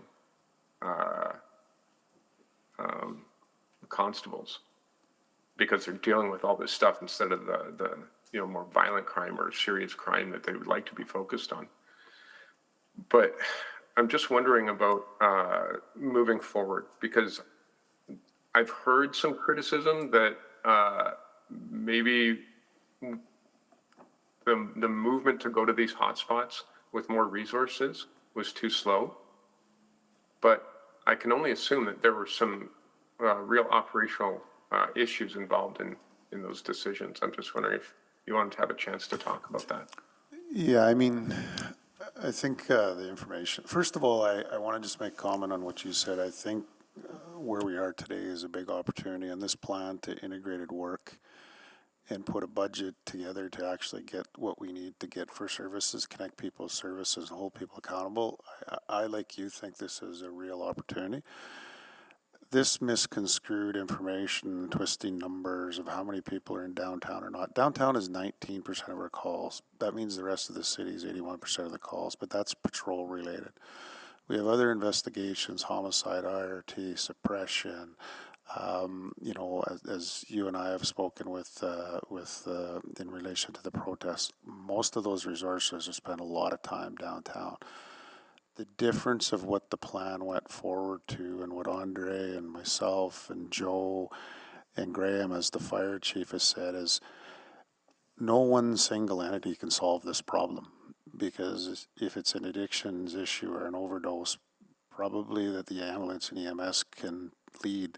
A lot of times they're flooded and they're busy. Perhaps it could be the fire, police carrying naloxone. But the thing is to get that person connected to services. If it's violence, obviously the police lead. If it's an encampment, sometimes it's going to be fire. They have authorities, derelict properties. But when we work collectively, we record collectively, we track collectively, we start to take stuff out of the system and we hold the systems accountable. And then when we use our warm handoffs, which I'm just using as a word, to our not-for-profits and our partners, our bent arrows, our mustard seeds, our Boyle Macaulays, and the list goes on. That's where the relentless follow-up comes in, and that's how you keep people in the system and try to draw them out. But again, as we've talked often at this group, there also needs to be a parallel system looking at what's coming into Edmonton with the nations and some of our surrounding communities, because let's face it, we're gateway to the north. So I think this is really give us the opportunity, as the mayor articulated, to actually start to put this together and make this different than anything we have. And let's not worry about who's doing what. What is the collective plan of what we need for resources to get this done? I think we have the opportunity to bring all the stakeholders to the table, and whatever the reason is, I think now, whatever the urgency and the reasons, as you asked Andre, I don't really think that matters anymore. Let's just get going, because this is needed for Chinatown, 118th, downtown. But we also know it'll move into some other communities, and we better be prepared that we're not sitting here having this discussion because we only built half a plan. That's my thoughts. Okay. Thank you, Chief. Thank you. Out of time. Yeah. Councillor Jens? Thank you. If I may, through you, Mr. Mayor, may I ask the city solicitor about federal state of emergency legislation? What are the criteria and under what conditions could a city or another jurisdiction solicit the help of the federal government? How is that relevant in this conversation? Well, if we are acknowledging that, we're not receiving the help from the province that we needed, and that we are having hundreds and hundreds of opioid deaths, and we have hundreds of fires, and we have thousands of people on the street, and we're in a situation where the provincial government is not stepping up, this far outpaces the cost and the damage of many other disasters in Alberta. Are there levers that we can, if we can't get the help we need from the provincial government, are there levers that we can pull with the federal government, and what would that look like? I don't think we can answer that question on the spot, Your Yeah. Worship. If there's a specific, we would need some time to do some analysis on that. Because we talk, okay, well, I'd appreciate that and would welcome a memo or further information. I guess to you, Mr. Mayor, we've reached out to the federal government a number of times. Have we heard back from them about opportunities here too? Not on this, but we have conversation with the feds on number of issues from housing to transit and others. So there's movement on certain and less movement on others. So this is a specific thing that you can ask, then I'll let you know. Yeah, I think I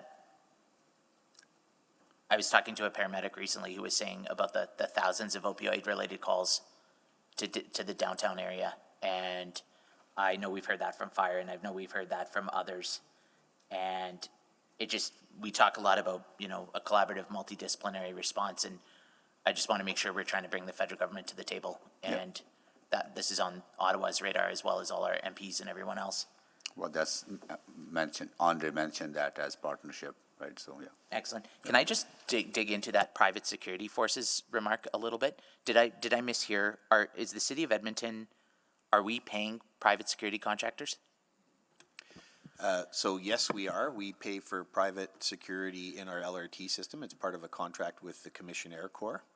And but what I was alluding to in the presentation is the $300,000 that was approved by council earlier this week specifically for Chinatown to use how they want it to be used. What we heard from them is they would like to use that money mostly for the paying of the private security for businesses that they're paying right now through their own pockets. So that's the intent of that $300K based on what we heard from Chinatown the other night.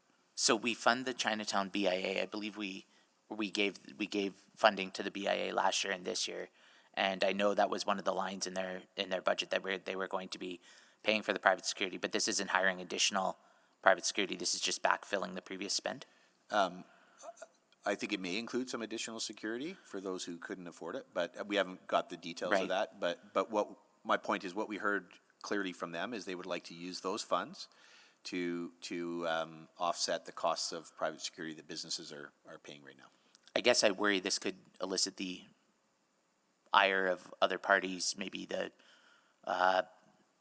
police association or others, if they think that we are hiring effectively para forces to augment public safety in other areas. And I wonder, I don't know if that's our collective agreement or not, but I wouldn't want to see us doing something that would cause a grievance. I think in the past, I don't know, maybe it's been done. Maybe this isn't a concern. I don't believe that's a risk at all, given that, firstly, this money is going to the BIA. They are deciding how to spend it. We didn't tell them it's their choice. We are just providing the money to them. They will do the kind of contracts which they have every right to do. And I would say municipally, we have done this for a long time here at City Hall and in other places with commissionaires that we have now as part of our contract, and it's a legal contract that there's been no concerns about, I would say. Interesting. Okay, thank you very much. Thank you, Councillor Jens. Councillor Knack. Thank you, Mr. Mayor, and sorry for any background noise, just on the road back from the Alberta Municipalities meeting, so my apologies for that. My thanks to everyone for the information. Mr. Corbould, just one question I have left. You mentioned that the letter that, or our submission will essentially be a city submission. It won't necessarily be a joint submission with EPS and the commission, all of that. Is that, you heard that correctly? It'll be signed off by the mayor. It'll be a council submission, but I can guarantee it will be a joint submission because we're working together with EPS and all the other agencies on what we're saying. So, so by the time the draft is ready, I would expect that the Chief McPhee and I and the commission will all agree on what we put in that letter. That's the intent. It'll be signed off by the mayor. That's helpful. I just wanted to make sure we weren't creating a situation, and not that I don't think we would be aligned, but I just didn't want to create a situation where potentially the minister could then engage other groups, whether it's police or any outside group, and say, oh, is this satisfactory? And somebody might say no because we're coordinating a response. Yeah, so, and if along the way, Councillor, there are issues to be resolved, I will make sure I bring them to the attention of Council before we sign off on a reply. Fantastic. And I mean, I know you said you are going to circulate. Is there anything stopping, whether it's Chief McPhee, the commissioner, or any other organization, from sort of signing on clearly to say, hey, like, not only was this a joint submission, like, I'm signing on it just so you know, Minister, we're all on the same page here. I will take a look at how we might achieve that effect. Maybe it's supporting letters, maybe it's, I'll take a look at that and find out a way and work with other agencies to see. But again, I want to caution on a pretty clear deadline, well, very clear deadline of 9 June, and we have to meet that deadline. I also think I need to give it to you a couple of days ahead of time so you can read it. So there is not a lot of time, and so more important than getting those kinds of things, I would say, is getting the response out. And that's our priority. And I appreciate a tight timeline, and I know that creates awkwardness. And I just want to make sure, because, you know, whether or not the origin of the letter, why it came, there is the potential that if we're not clearly on the same page, all of us, that can further this odd scenario that we are in today. And I would hate for us to do that if it meant taking an extra day, so that, again, not past the deadline, but if I got it a day late so that I knew that everyone else was signed off on it, I would rather have an extra day or less day to read it, if we could have that. So that would just wanted to check that you were going to engage, and so it sounds like you're going to do that work. So yeah, I will, Councillor. And what I'll do is when we submit the draft to Council, I'll make it very clear what collaboration has taken place and where everybody is based on my discussions with everyone. Excellent. Okay. Thank you very much. Those are my questions, Mr. Mayor. Thank you, Councillor Mack. Councillor Tang, and we're chuckling if this might be a chance for me to sign a letter on behalf of the chief. Just kidding. Right. Not on behalf of council, but chief as well. Right? Joint submission. Chief, right? All right. Councillor Rutherford, you're next. Yes, thank you, Mr. Mayor. I would just like to move receipt of information of this report. Second.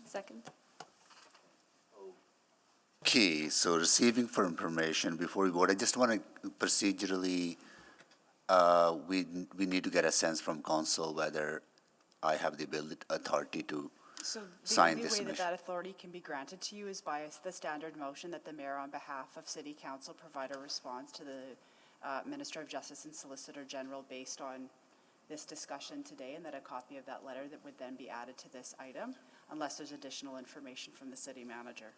So okay. That would have to be the motion. So I will withdraw my motion. Yeah. And then I'll put that motion on the floor. Yeah. Okay. I'll put it in the chat so you all have it. And I'll second that. Okay. On behalf of council, not on behalf of chief. So again, so the motion I'm putting on the floor is that a mayor on behalf of council respond to the May 26, 2022 letter from the Honorable Minister of Justice and Solicitor General, include the City of Edmonton Public Safety Plan, and that the letter, when sent, is added to the May 24th, 27, 2022 Office of the City Manager Verbal Report OCM 01300. Second. Second by Councillor Stevenson. Okay, we have motion on the floor. Anyone to speak? Seeing none, please vote.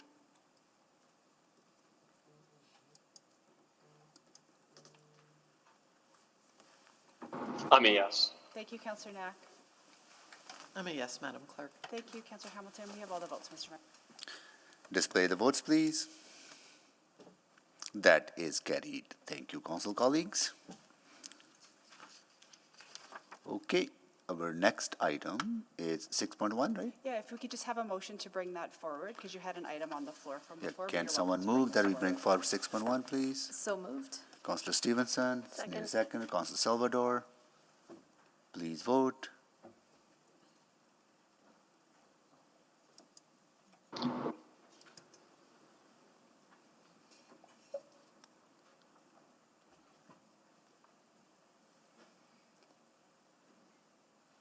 Councillor Knack, I did have your vote. I just want to confirm you're okay to bring this item forward. Yes, absolutely. Thank you. Awesome. We have all the votes. Display the votes, please. That is carried. So there's a presentation from administration. And Yes, Your Worship. Councillor Paquette, can you take the chair? I just need to step out for a minute. Councillor Paquette? I have the chair. Thank you.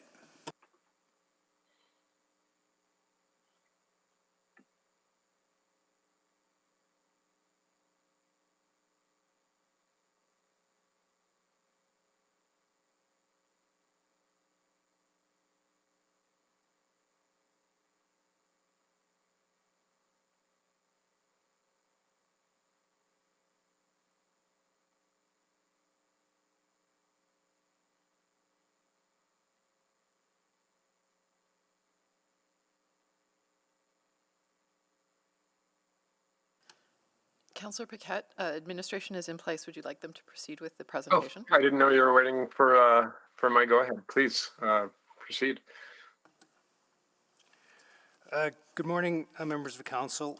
We're here this morning to provide you with an interim update on the Enhanced Transit Safety Plan implementation, following the plan approval in February of this year at the February 24th council meeting. With me this morning is Jennifer Flaman, our Deputy City Manager of Community Services. We also have several branch managers and other Deputy City Managers available to help answer any detailed questions you have. Also part of the delegation is Mr. Steve Bradshaw, President of ATU. He will be joining us this afternoon should the conversation continue into the afternoon. We recognize that safety both in and outside of the transit system has been receiving significant attention lately. I assure you that safety and security in transit spaces remains a top priority for us. We feel the same level of urgency as Edmontonians to address these important issues. We are confident that the work outlined in this presentation will help make a difference to improve the experience for Edmontonians using our transit system. It is important to highlight that transit centers and LRT stations are intended to be busy and vibrant. They facilitate the transportation of large volumes of riders between their homes, workplaces, schools, shopping events, and other activities in a manner that is convenient, reliable, and most of all, safe. As you are aware, the importance of this goes beyond the transit system, as it is integral to the initiatives taking place across the city. For example, there are many parallels between this work and the recent discussions around the community safety and well-being strategy, which aims to, among other things, improve safe and inclusive spaces in the city. We want and we need riders, staff, and everyone else in the transit centers or on trains and buses to be and feel safe and at ease. As Jennifer and I will expand on shortly, we're taking many beneficial steps in this regard. But before we get into a more detailed implementation update, it's important to speak to some of the social challenges that we, like many other cities and municipalities, are facing, and how those challenges are surfacing in our transit system. I'll now ask Jennifer to speak to some of those broader issues. Thank you, Gord. There are a number of complex social issues that we're navigating in Edmonton, challenges that municipalities across Canada and North America are facing as well. Heightened by the impact of the pandemic, there has been an increased awareness of many complex issues of marginalization that intersect with public transportation. Edmonton is no exception, and like other municipalities, we are trying to address these issues. We've already spoken about homelessness, the drug poisoning crisis, increased requirements for mental health supports, and of course, increases in crime activity and violence. All of these require a response. While these issues are far-reaching, they do intersect with how the city provides transit service, and this intersection is cyclical in many ways. For example, as the weather warms up, people move outdoors, and for many, they set up in encampments. And as it gets colder again, people who are experiencing homelessness gather more frequently in transit facilities. As Gord mentioned, the intended purpose of transit spaces is to facilitate the movement of people. Transit facilities are not properly designed or staffed to serve as shelter space. They are not sufficient as warming places, as they lack basic amenities and heating. These spaces were not designed or staffed to be responding to drug poisoning or for other crisis responses. For more on the specific challenges transit is facing, I'll pass it back to Gord. Thank you, Jennifer. Addressing how these social changes are impacting our ability to provide a safe and accessible transit service is important. Being able to move residents to and from their destinations is integral to their day-to-day lives and to our broader vision for Edmonton. Transit is key to achieving health, climate adaptation, social, and economic outcomes. In addition to the community safety and well-being strategy, the city plan and our downtown vibrancy strategy rely on increased ridership and mode shift to transit and active transportation. And that increased ridership will only become a reality if riders are and feel safe. I'm pleased that our transit ridership is at about 2/3 of normal levels, which is the highest level of recovery since the start of the pandemic. But we need to continue to build that momentum, with safety being a key pillar to that work. Building on Jennifer's comments, transit properties across North America are struggling to work through issues that, while are much bigger than public transit, are affecting transit riders and staff every day. These transit facilities are designed to support people moving through the space to access convenient, reliable, safe transit service to get to their destinations. They are not designed to be used to respond to complex social challenges like drug use and mental health issues, nor are they properly designed to serve as shelter space. Stemming from these broader social issues, we've seen an increase in drug incidents and mental health challenges in our transit spaces. We've also seen an escalation of aggressive and criminal behaviors, as well as vandalism and mischief in these areas. This behavior is impacting our physical spaces as well due to an increase in required repairs and related costs. The safety of those in our transit system is our top priority, and we recognize that there's much more work to do. While we'll run through the progress on specific measures shortly, I'll start by outlining our approach to deploying resources throughout the system. Next slide, please. There are 4 key personnel areas in our safety and security framework that work together to keep transit safe.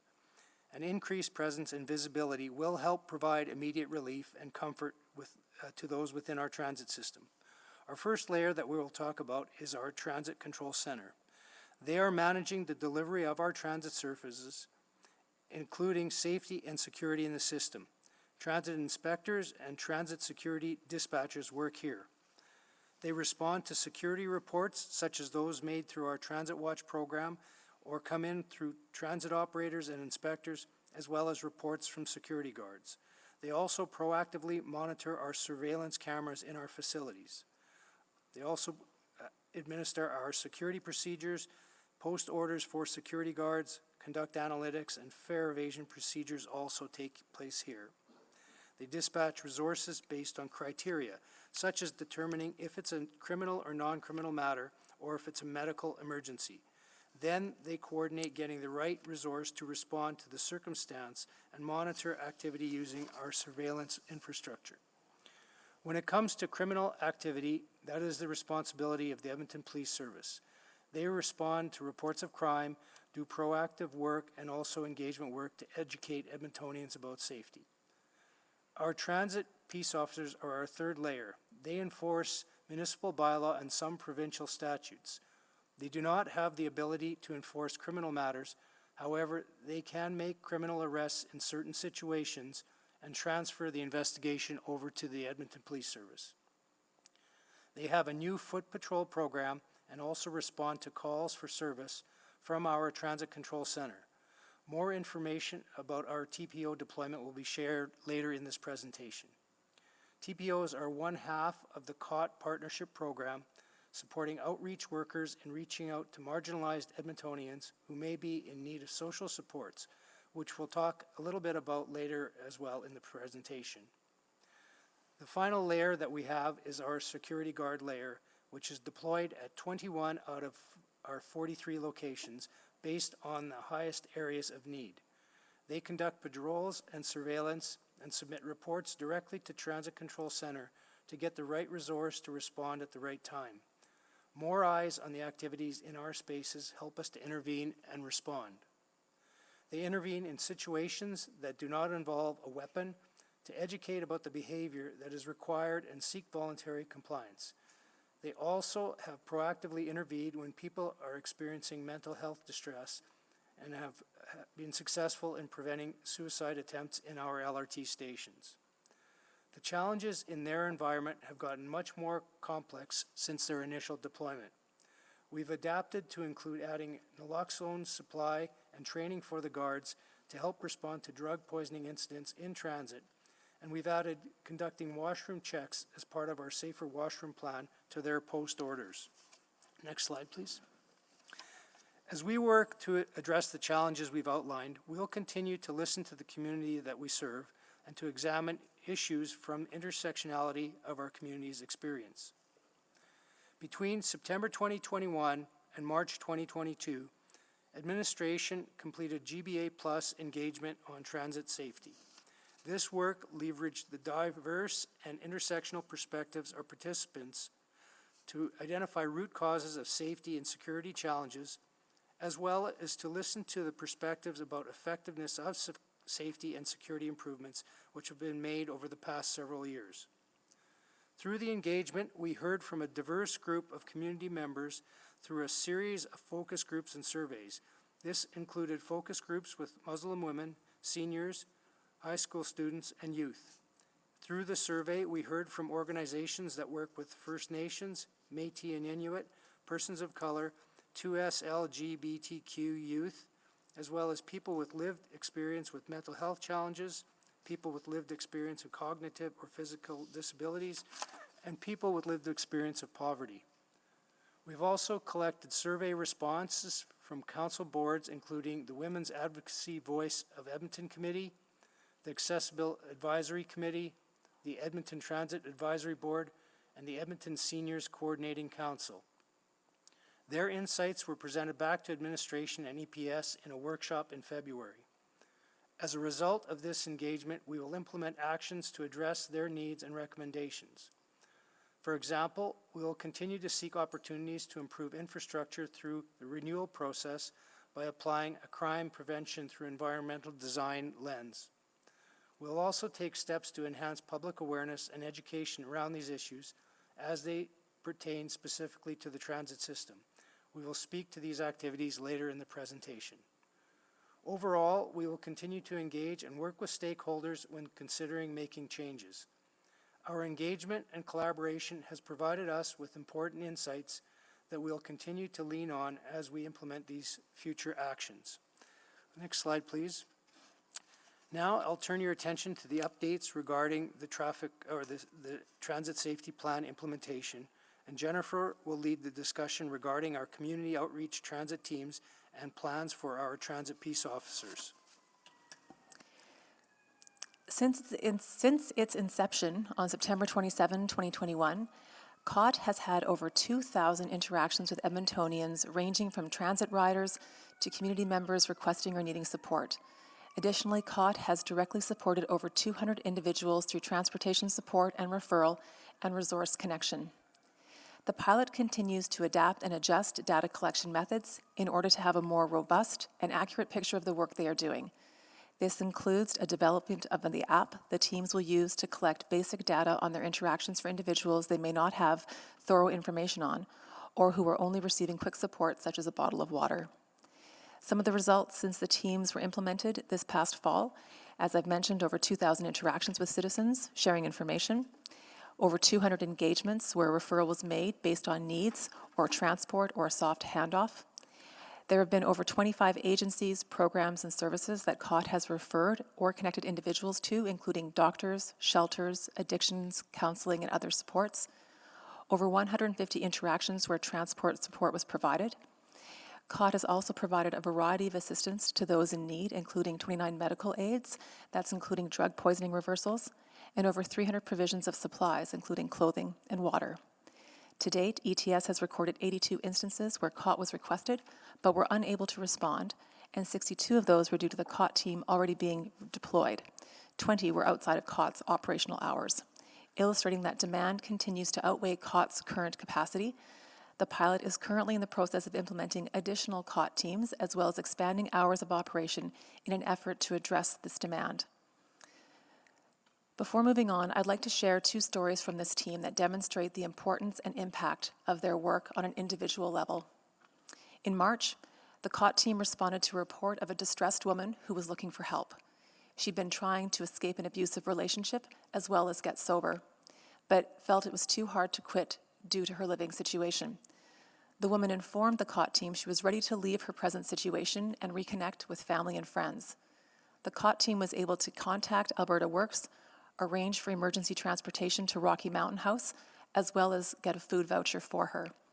The COT team was able to transport her to her bus, which took her to a women's shelter, and she told COT that this was the safest she had felt in her entire life and thanked that team for their efforts.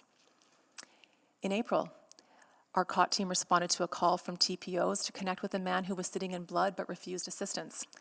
That man was loudly opposed to going to the hospital. Our COT team met with him, provided him with a change of underwear and pants, and convinced him to speak with a nurse at the Bissell Center.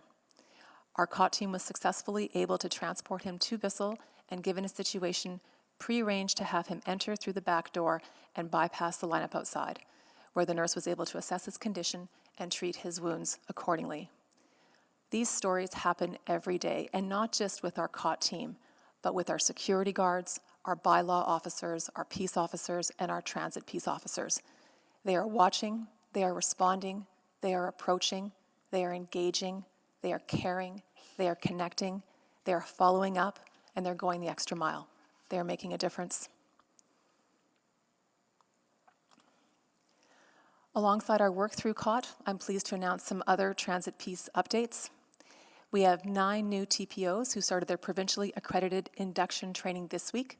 This 8-week training program is co-hosted locally by the City of Edmonton and the Solicitor General Peace Officer Program, and also includes a dozen city peace officers. Our new Foot Patrol program, called the Transit Community Action Team, or TCAT, officially launched this past weekend. As a result, we have dedicated 24 TPOs to our 10 most challenging LRT stations with the goal of reducing crime and disorder while providing a more visible and engaged presence in those spaces and on the trains between them. We are working to be as effective and efficient in increasing transit safety with the TPO resources that we have. Through the TCAT initiative, we are pairing a data-led deployment strategy with an evidence-based theory of change to maximize our crime and disorder reductions. Since it takes time to change schedules and hire new peace officers, we have implemented a number of initiatives since the beginning of the year using overtime resources. Since January, the TPO program has been infused with almost 5,000 hours of overtime resources at a cost of approximately $400,000. For reference, for the same period of time, that amount would cover approximately 9 FTEs. And remember, our teams who have families and lives outside of their work communities have stepped up and responded to our calls for more service and overtime. 85% of overtime effort has been dedicated to ensuring preferred minimum staffing levels and adding proactive support where it was most needed. Between January and April, we used around 1,300 hours to support our night shift teams with the end-of-service station shutdown processes. In that same time period, we used another 1,300 hours of overtime to ensure we met our minimum staffing preferences due to COVID illnesses, short-term disability, and other workforce pressures. Over the winter, ETS piloted a shuttle bus for our most vulnerable, and peace officers supported the safety of the operators between December and March with approximately 1,000 hours of overtime. In April, we dedicated around 350 hours of overtime to support the return to downtown workspaces by having additional high engagement and high visibility patrols in downtown LRT stations during the morning rush hours, and riding trains to commuter LRT stations during the afternoon rush hours. In May, as we prepared to launch the TCAT program, we have dedicated almost 400 hours to running proactive and high engagement overtime in hotspots across the transit network. Those shifts, based on our demand data, have been held on Friday and Saturday evenings, as well as Monday mornings. Finally, we've been working closely with the EPS to coordinate our peace officer deployment plans so that we have the right authorities in the right places based on our crime and social or disorder data so that our response is appropriate, aligned, and effective. Running this much additional overtime has been very demanding on our peace officers who have already been on the front lines of a pandemic and drug poisoning crisis. We know we've asked a lot of them and have been mindful of shift hygiene and are thankful for their additional efforts while we work on a longer-term deployment change. I'd like to take this opportunity to publicly acknowledge them for their extra work and my deep gratitude for their service and commitment. To discuss some current occupational health and safety issues, I'll pass it back to Gord. Thank you, Jennifer. Throughout our work to improve transit safety and security, we've talked a lot about the impacts to riders and people in our spaces, but it's also critical to acknowledge the impact on our staff and our contractors. As an employer, the City of Edmonton has responsibilities as outlined in the Occupational Health and Safety, or OHS legislation, as well as in city policies, and this is designed to keep employees safe. While we have done a lot of work in this area, particularly over the last 2 years, the increased disorder in transit spaces has changed the job-related hazards experienced for employees. The current reliance on administrative controls and emergency response measures do not adequately meet the standard of safety for city workspaces.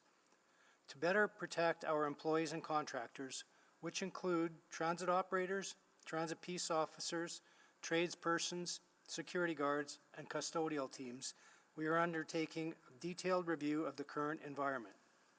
We have also reviewed and updated hazard assessments and related action plans. As well, we have engaged employees through focus groups and individual and team meetings to get a better understanding of where adjustments are needed. We've also been working with our union partners to hear their concerns about a need for more action. We are in the midst of conducting an employee safety analysis to verify the effectiveness of the existing controls and the actions we've taken to date. This work will be completed in June.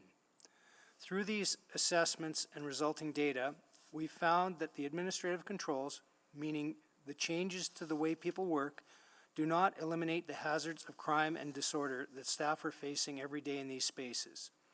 We will place an increased focus on working with partners like the Edmonton Police Service to help eliminate these hazards, which will further improve safety in our spaces. To address these concerns, we're recommending several actions. These steps include eliminating open drug use in city-owned and operated facilities, reinforcing the need for proof of payment when using transit, and establishing key performance metrics to better monitor and measure performance related to OH&S. We are continuing to collect data and will refine our approach to improve the safety of our employees and contractors. Next slide, please. Now I'll shift to providing brief updates on other actions we've taken to implement the Transit Safety Plan. For the purpose of this presentation, these actions have been separated into 3 categories, specifically resources, spaces, and communications. In terms of resources, we are working collaboratively to increase the presence of security, peace officers, Edmonton Police Service, and outreach workers across the system in order to improve safety, comfort, and experience for riders and our staff. We're currently recruiting the new Director of Traffic Safety to lead and regularly convene the tripartite committee between the City, Edmonton Police Service, and the Bent Arrow Traditional Healing Society. The Director will advance the Memorandum of Understanding between these parties, as well as lead strategies and actions to further improve safety. We anticipate the Director will be hired and ready to begin this important work this July. We are hiring additional transit security dispatchers. Doing so will provide a more timely response to calls and texts from riders through the Transit Watch program and ensure appropriate oversight of our surveillance cameras to monitor activity in these spaces. We're also temporarily adding specialized teams focused on drug poisoning overdose prevention. These teams include partners with community health resources to provide support in transit facilities and LRT stations. These teams will be in transit facilities from June through to September. Administration and the Edmonton Police Service have also added more outreach and engagement activities through the transit system. EPS has integrated their transit presence with crime disruption and beat teams on an ad hoc basis and are coordinated with the transit peace officer teams. We will continue to examine how these various resources are working together to increase safety in our system. This monitoring will include reviewing whether the roles and alignment of each of the resource teams is appropriate and effective. Next slide, please. I'll now move into spaces. As you're aware, February's Council-approved Transit Safety and Security Plan included the temporary closure of transit washrooms. This closure provided us time to plan and implement a safer washroom plan to reduce drug poisoning overdoses in these washrooms. So far, we have seen a decline in the number of drug poisoning overdoses in our washrooms since they have reopened, but since it's only been a few weeks, we will need more time to assess if further measures are needed. As of May 2nd, 11 of the 18 washrooms have been reopened. The additional safety measures that we have added include signage with information on overdose prevention strategies, emergency supports, and treatment services. As well, we have added checks by our security guards. We've installed sharps containers for safer needle disposal, as well as actioned increased cleaning measures. These additional measures are being implemented in the remaining washrooms, which will reopen on May 30th. Further to the February report, we're also examining the potential for fare gates as an access control measure at several LRT stations to restrict access to the proof of payment area, including the train platform areas. Doing so would restrict access based on proof of payment.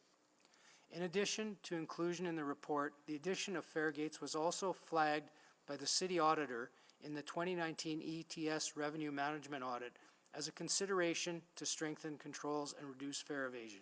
We plan to include the addition of fare gates as part of the 2023 to 2026 capital budget submission for Council's consideration. Next slide, please. I'll also share some of our efforts related to communications. We have and will continue to communicate regularly about safety enhancement and updates to Council, media, transit riders, staff, and the public. Open, transparent, and frequent communications will help keep everyone, including riders and other residents, informed about the measures we are taking to increase safety. In turn, this will help to build understanding and confidence in transit spaces and the City of Edmonton. There are also a few particular activities we would like to highlight. We are working on a marketing and communications campaign that will be focused on encouraging and welcoming people to transit, supporting the need to increase ridership. This campaign will aim to inspire Edmontonians to consider using transit for journeys other than work or school, emphasizing it as a preferred choice of travel and helping build a positive narrative for ETS as a community-minded service.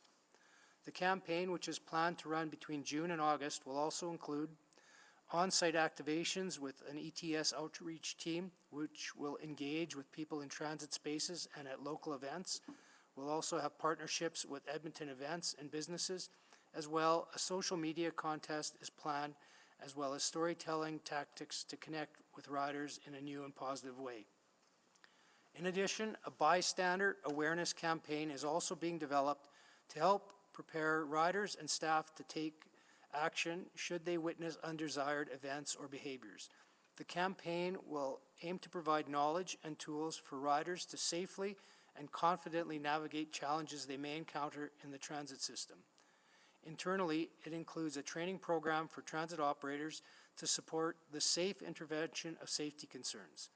The project is focused on the prevention of gender-based violence and harassment using a GBA Plus and Indigenous lens, and addresses intersecting identities of riders who may experience increased rates of violence.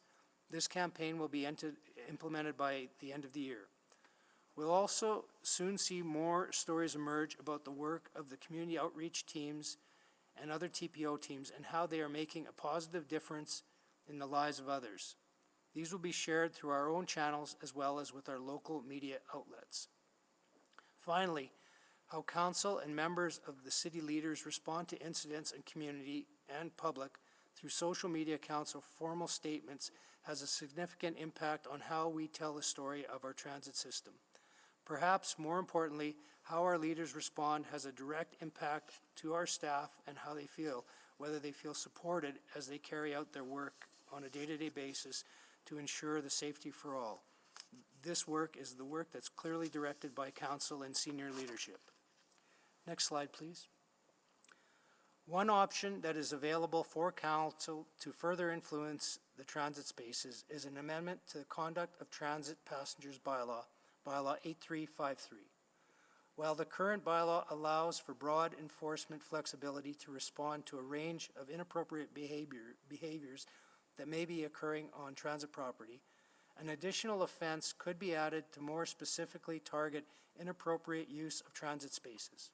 As an example, LRT stations are not equipped to function as warming spaces or temporary shelters and are unsuitable for use as shelter spaces given their lack of basic amenities such as washrooms, adequate heating, and connections to important social supports.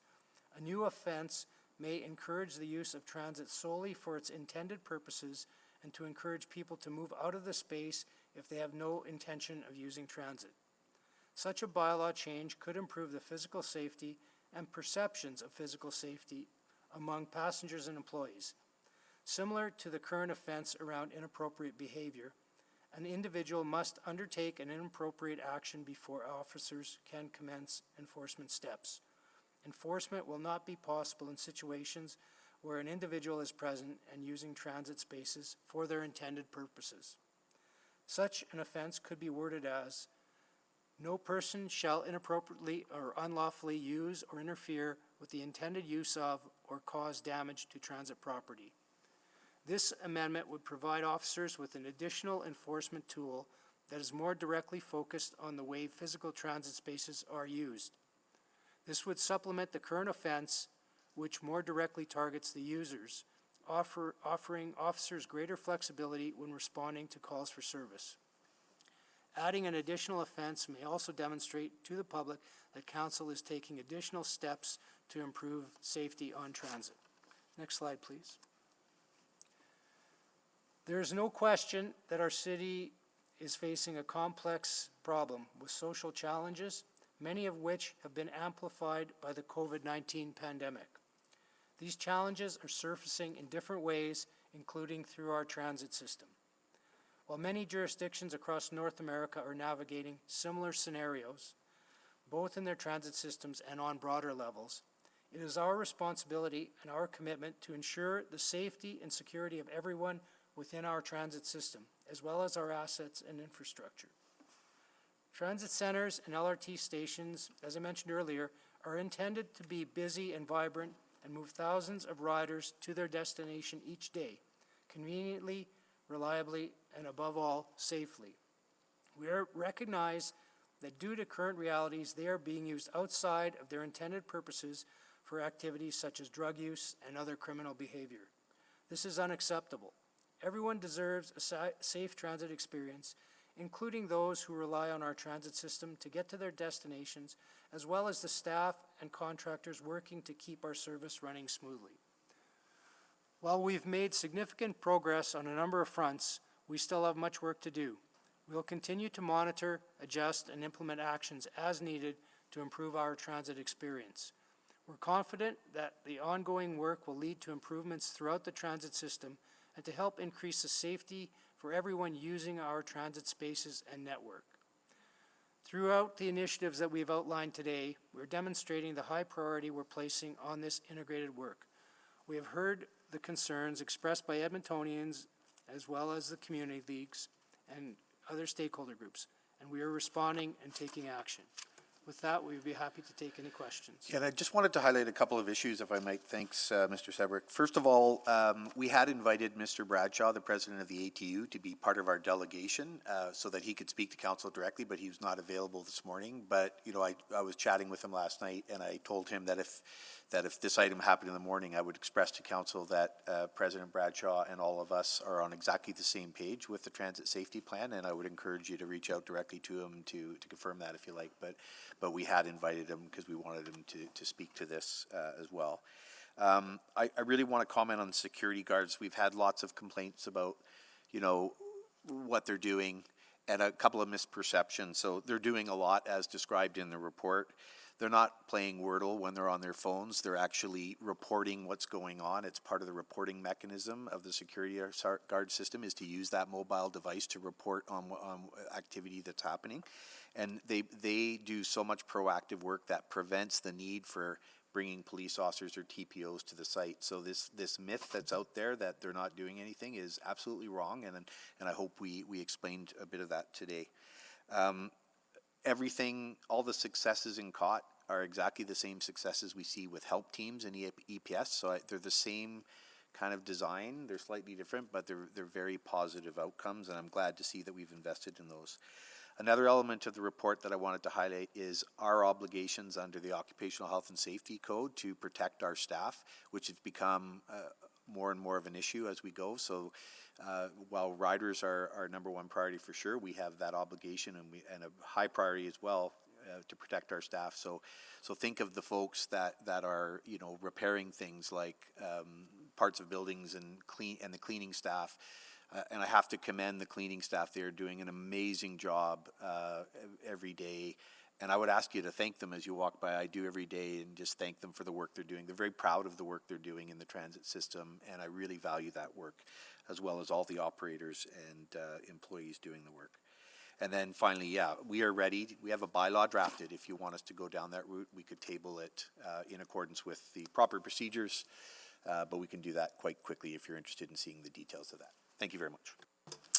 Thank you so much, everyone, for the detailed presentation. And also, on behalf of Council, I want to thank everyone involved in the in ETS, in the safety, from cleaners to security guards to our transit security officers, operators, and EPS officers that are helping in these difficult situations, right? So it's always difficult balance, but want to acknowledge their contributions. Councillor Knack, you exempted this. I'll come to you first. Thanks, Mr. Mayor, and thank you for the detailed presentation. That was really, really good information to have. In the report, it talks about at the end possible unfunded service packages that could be created for additional service, and I wasn't quite clear sort of what that would look like. It says an unfunded service package, but it doesn't really give me much detail around what might be within that.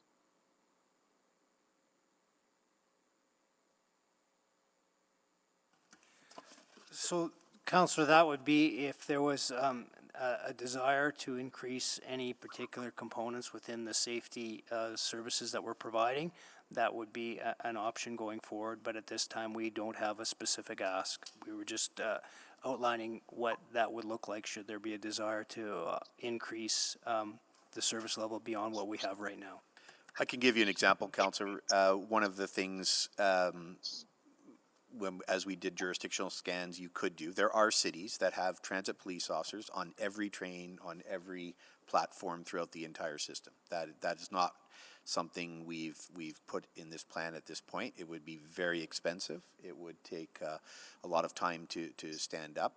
But that would be an example of something. So in any area, if we wanted to enhance, we could put a package together. Okay.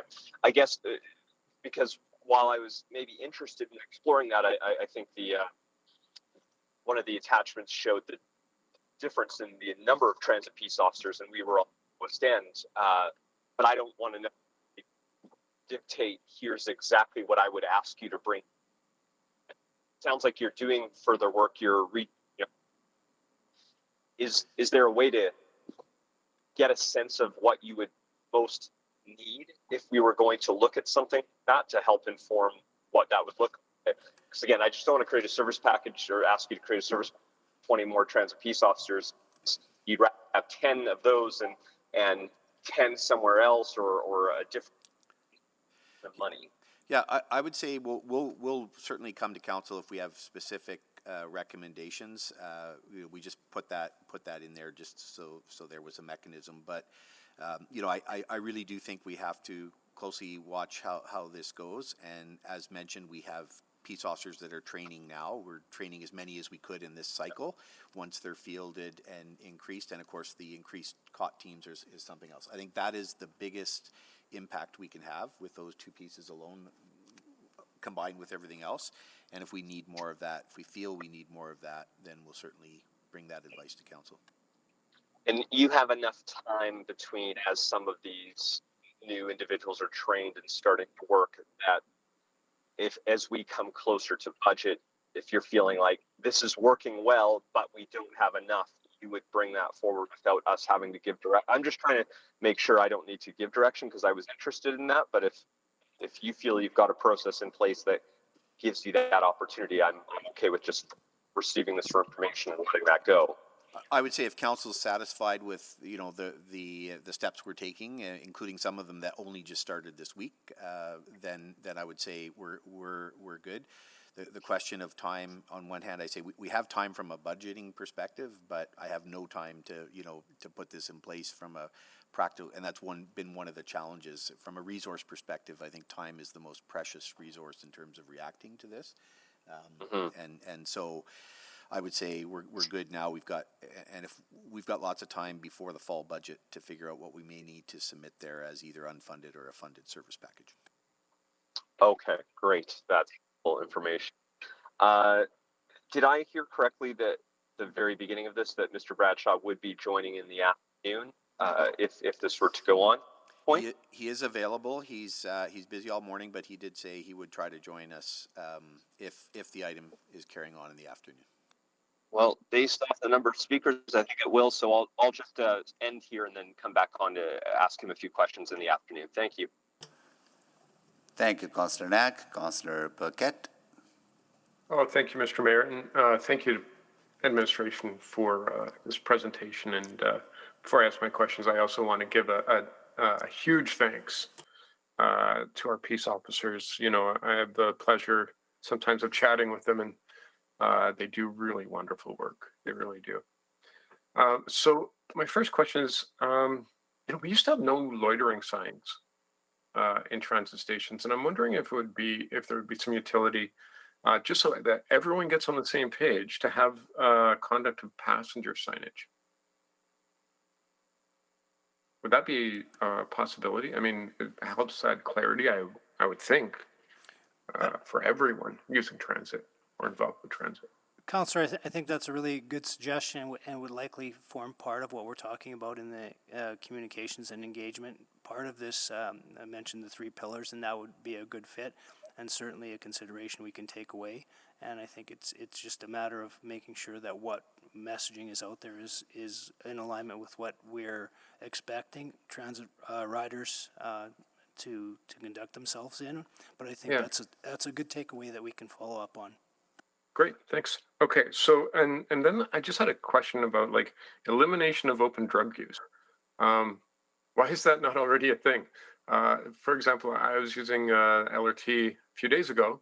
There are some folks I saw, they were openly using drugs on the stairs. So I said to them, you know, this is probably not the best place to do that. Do you mind taking upstairs so that like the kids are walking by and stuff? And they did.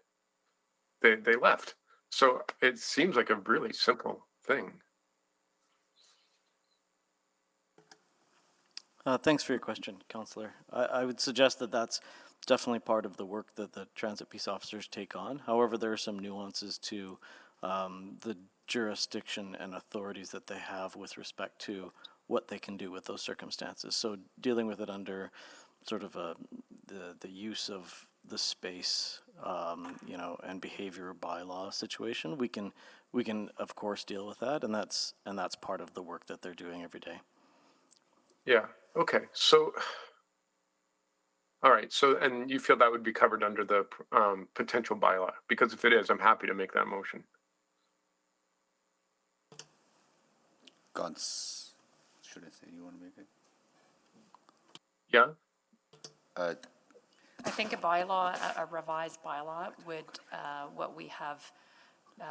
what we could present is a Yeah. bylaw that looks at behavior, but focusing on the space and help us move people through the space. That's the Right, intent. because the wording that Mr. Seabrook sort of threw out there sounds very reasonable. I think that that's something we could do pretty quick. Yeah, and the other thing, Councillor, I would say is that we're not looking at ticketing here. We're just looking at the ability to move people out of the space. If Oh, yeah, they're doing no, those no, I things. understood it. We don't want to issue more tickets.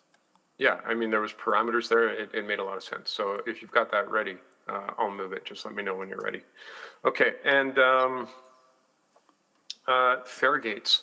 I've been pretty interested in this. I've been looking at it on my own time, and I'm just wondering if that becomes a serious discussion, if we're going to have a jurisdictional scan about effectiveness of fare gates. Thank you, Councillor. Yes, we can definitely share that level of detail. We've done that scan. We've talked to different properties. There's different styles, and happy to explore that further. Yeah, because I'm not sure. Like, I mean, I haven't seen that they're very effective, but if I'm willing to be convinced. Okay, so I see there's a huge list of folks who want to ask questions. So, Mr. Mayor, for that proposed bylaw, just to save time, I don't mind making that motion right now, and we don't have to focus on it specifically, but at least it's on the board. Okay, I'll ask that to Madam Clerk. That's appropriated to move the bylaw and still ask questions on the rest of the So report. the bylaw is not part of your agenda, so if you would like to pass a motion right now directing administration to return with it, or just, we don't have it on your agenda, so we have to go get it. Okay. Distribute it to you, and then you can add it to it, and then you can talk about it. Then we can move it, then still ask questions on the report, right? But that can be done over the lunch hour in terms Over of lunch, yeah. adding it to the agenda.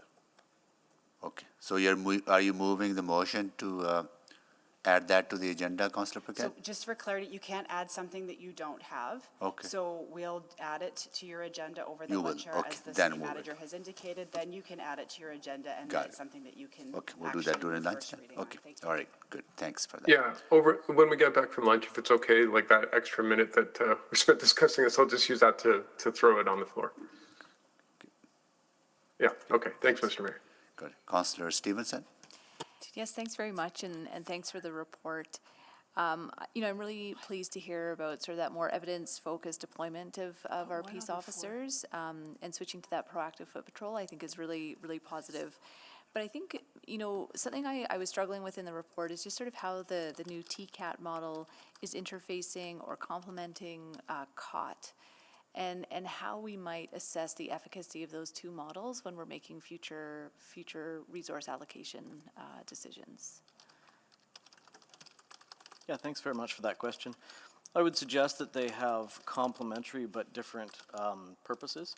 So whereas COT has the ability to work with social agencies, take folks who need some referrals offline and do those transportations, the TCAT, the purpose of the TCAT program is really to have that place-based ownership of public spaces and have that visible presence, that high engagement, and in due time work on looking at our statistics, do some problem solving, and engage with different partners in those spaces. Yeah, and I think that's where, so I mean, that's a bit, that is helpful just in terms of, so COT will sometimes, it involves, transporting people, going off site. Like, again, just wondering how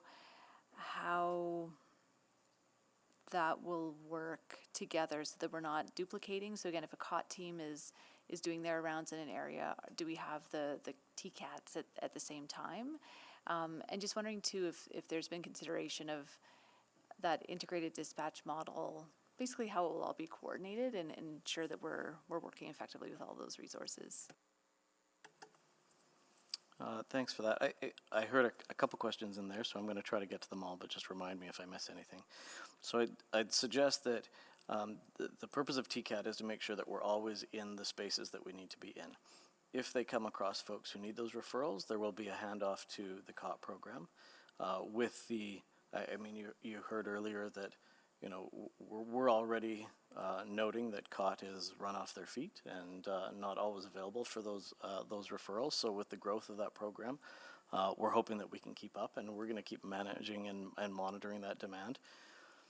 Well, and maybe, sir, if I could jump in just to clarify that question too. So I guess at what point would we say, hey, actually, what we need is more COT teams rather than more TCAT teams? Like, I think that's just what I'm struggling with.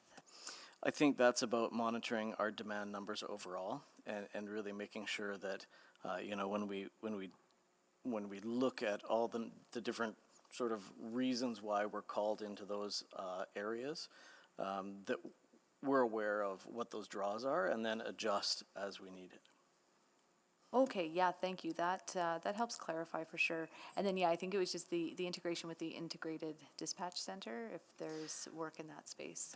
Yeah, and certainly that's work that we continue to run in parallel to this.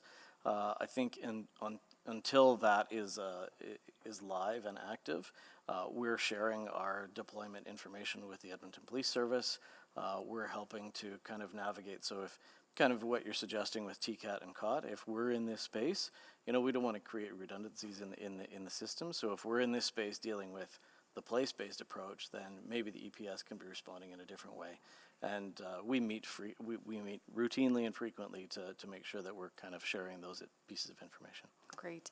Well, and I think that place-based approach is a really interesting one, but I do think that there runs that risk of targeting people rather than behaviors. And while I really appreciate the bylaw, I really follow the logic there. Just wondering how we would equitably confirm that people are using the space as intended. So, you know, in the proof of payment areas, we would be asking people for proof of payment, but what protocols are in place to ensure that that's done equitably? So, for example, I've been on platforms where I'm not asked for my proof of payment, but other members of the community are. So I think that's a deployment and training and oversight piece, and we make sure that you know, our peace officers are aware. And I mean, I'm certainly not going to discount your own experiences or anybody's experiences in the transit system. I know that we're reinforcing that we want, you know, if people are getting checked, then everybody should be checked and dealt with accordingly. I can't speak to the specific circumstances, but certainly we have oversight mechanisms in place for that kind of those reports as well. Perfect. Excellent. Thank you. I'll have more questions, but it's my time. Thank you. So we're coming close to 12.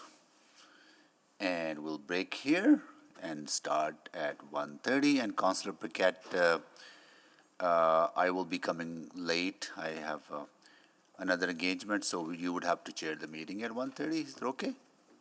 Okay. Thank you.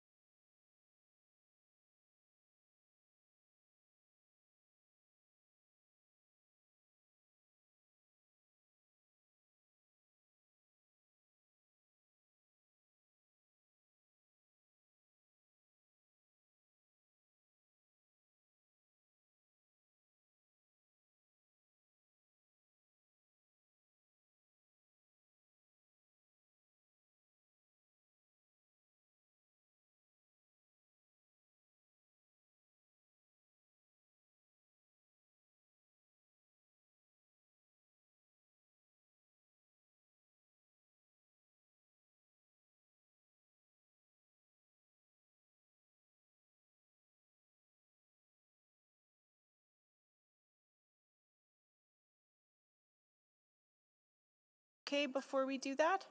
Oh, absolutely. Thanks so Okay. much. I am on standby.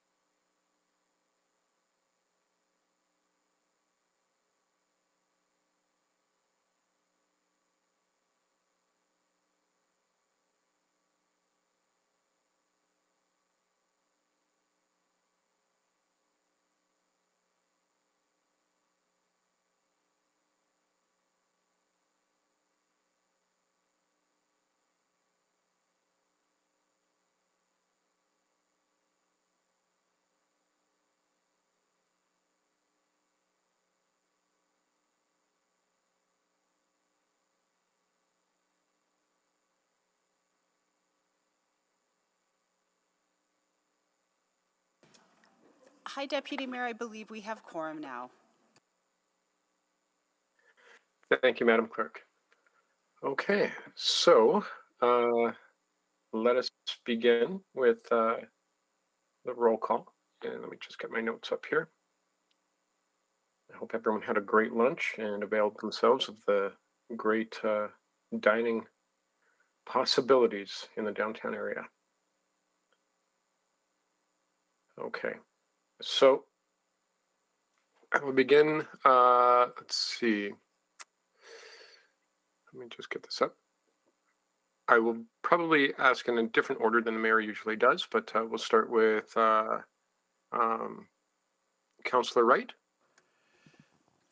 Good afternoon. Good afternoon. Councillor Knack. Good afternoon. Good afternoon. Councillor Stevenson.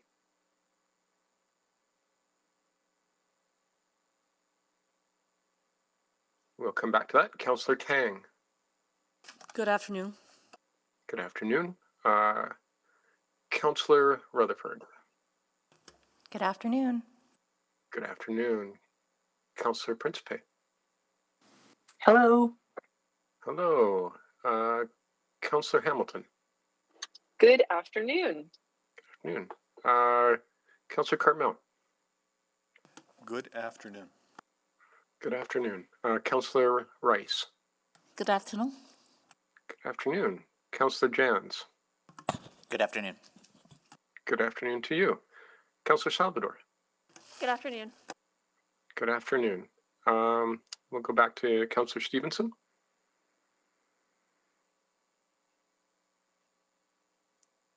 Okay, well, I'm sure she'll join us presently. And I am here, and the mayor has been called away on city business. Okay, and I believe that's everyone. Is that correct, Madam Clerk? That is correct. And the city manager would just like to do a quick welcome before we resume our previous item. Wonderful, absolutely. Yeah, thank you, Council. I just wanted to point out and welcome Mr. Steve Bradshaw to our delegation here, President of ATU. So he has joined the delegation and is also available for questions. Thank you. Perfect. Welcome, Mr. Bradshaw. Glad to have you here. Okay, so just in order to make sure that things are in order, I'll just check in with administration about that. We were discussing a potential bylaw to be put on the floor before break. Is that prepared? Yes, the bylaw was prepared and it was loaded into Diligent eScribe over lunch. It has not yet been officially added to your agenda, but all elected officials should have access to it, as well as online. And I believe Councillor Stevenson is now with us. Oh, great. Welcome, Councillor Stevenson. Okay, and I am looking for that. So is it possible to get that on the screen for it to be read in? To get the motion to add the new bylaw to council's agenda?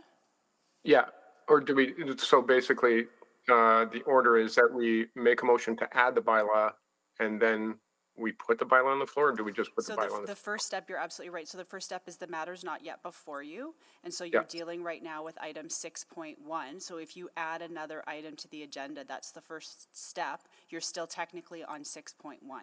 Oh, I see what you're saying. So let's just vote to add, and what would we call that?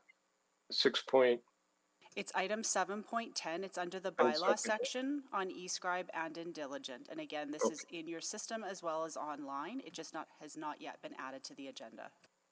Right, okay. I'm looking for that update. I'll move that we add it. There it is. I've got it now. Thank you, Councillor Knack. Do I have a seconder? Second. Councillor All right. Wright. Thank you, Councillor Wright. And if there are no questions, please vote. Point of I order. do believe there is some questions. If you could just let us put the speakers list up, please. I see that. Okay, Councillor Rutherford, please go ahead. Yeah, I guess I'm just wondering what's the hurry in putting this on this agenda? I'm a bit concerned about not having had time to do due diligence to cross-reference what's in this bylaw on the floor or potentially on the floor with what I've had in my motion around this bylaw. Yeah, so this is the motion that you're talking about that is due to come back in August. Is that right? Yes, that's correct. Yeah, so I had the same question. So there are a few possibilities. Council can vote to put this bylaw on the floor for debate, and if council wishes, it can be referred to to come back at the same time as your motion comes back, so the bylaw can be informed in that way. The other option is council can just go through 3 readings today on the proposed bylaw to be put on the floor. And in that process, although it's not ideal, could be edited on the fly if council isn't enamored with the bylaw.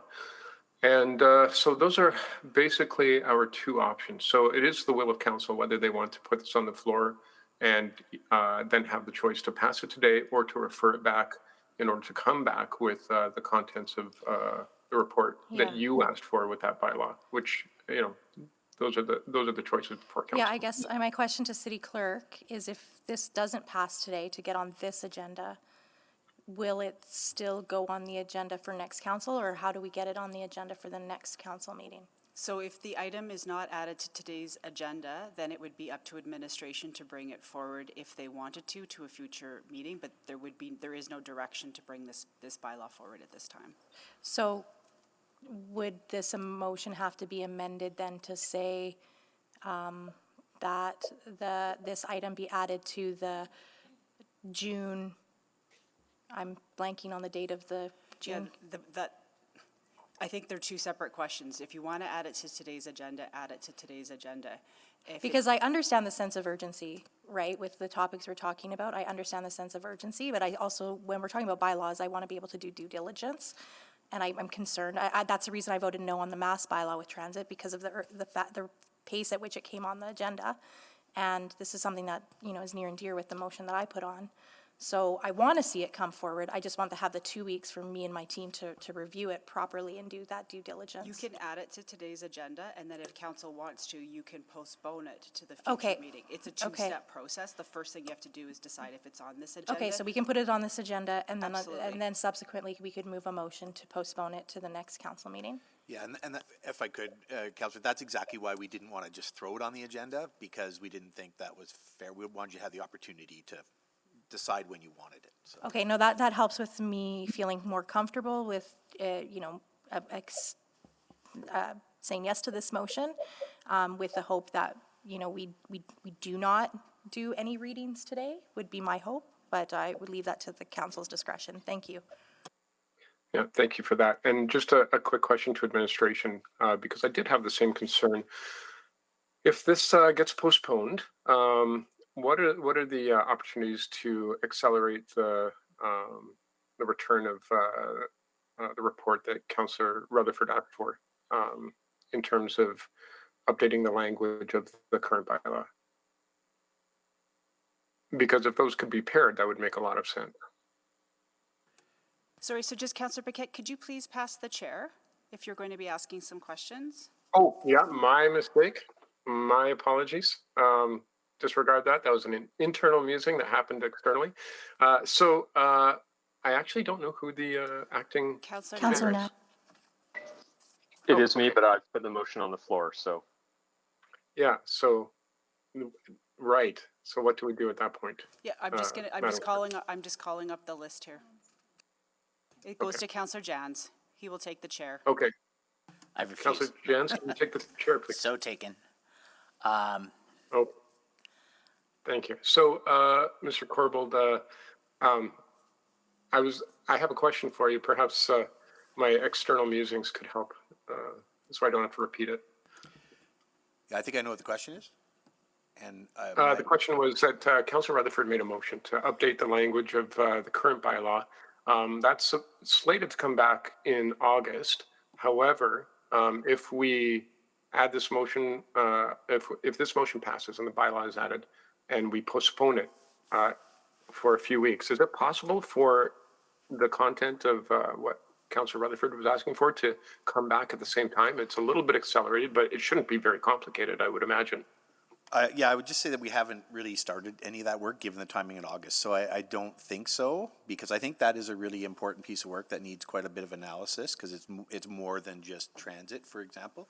Whereas the bylaw that we have prepared is super focused on just transit safety and specific to the transit safety plan. So I don't think we could bring all that back. We can continue to bring it back in August as planned, but to be honest, we just haven't started the work on that because of the timing, and we had more time and we've been dealing with these pressing issues. So I don't think so. Okay, so failing that, is it possible to bring back just that component, the transit component? That is ready to go. That is ready to go, noting that, it doesn't have the greater piece of work. But we think it's a decent piece of work that is an option for council to reinforce this transit safety plan. And Okay, maybe just so to clarify, Councillor Councillor. Rutherford. Oh, sorry. Oh, sorry, go ahead, If I please. can add, Councillor, it's not just a matter of drafting. Even what you have today on that you've just been provided took a fair amount of consultation with all of our groups and including EPS. So I wouldn't want to rush into a bigger piece of work without proper and fulsome consultation. So I'm just going to put that as an added element. Okay, and I will say that adds some complexity and does beg the question, if this is about transit safety and we have all of this, reading the text of Councillor Rutherford's motion should not actually substantially change the potential bylaw that could be on the floor here. It would just add to it and add clarity, I would imagine. Is that not the case? I think that's a fair point, Councillor, yeah. But I mean, to be determined really, because we haven't done the analysis. But, yeah.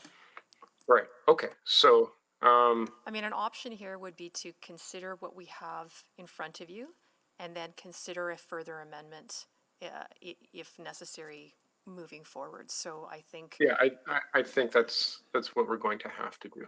Okay, thank you for answering my questions. Councillor Jans, thank you. I am returning for the chair. So given. Thank you. Okay, Councillor Wright, please go ahead. Hi, I just want clarity that if we were to add this to the agenda and then postpone it, if it were to receive approval, it wouldn't infringe on any of the work then that's being done for Councillor Rutherford's motion for the report that's due in August, but we would still be able to amend or update. Yes, that's absolutely correct, Councillor. Okay, so we can deal with the issue today and then move forward in August. Absolutely. Okay, thank you. Okay, great. Okay, well, if there are no other questions, let's vote. I'm a yes. Thanks, Councillor. Yes, Madam Clerk.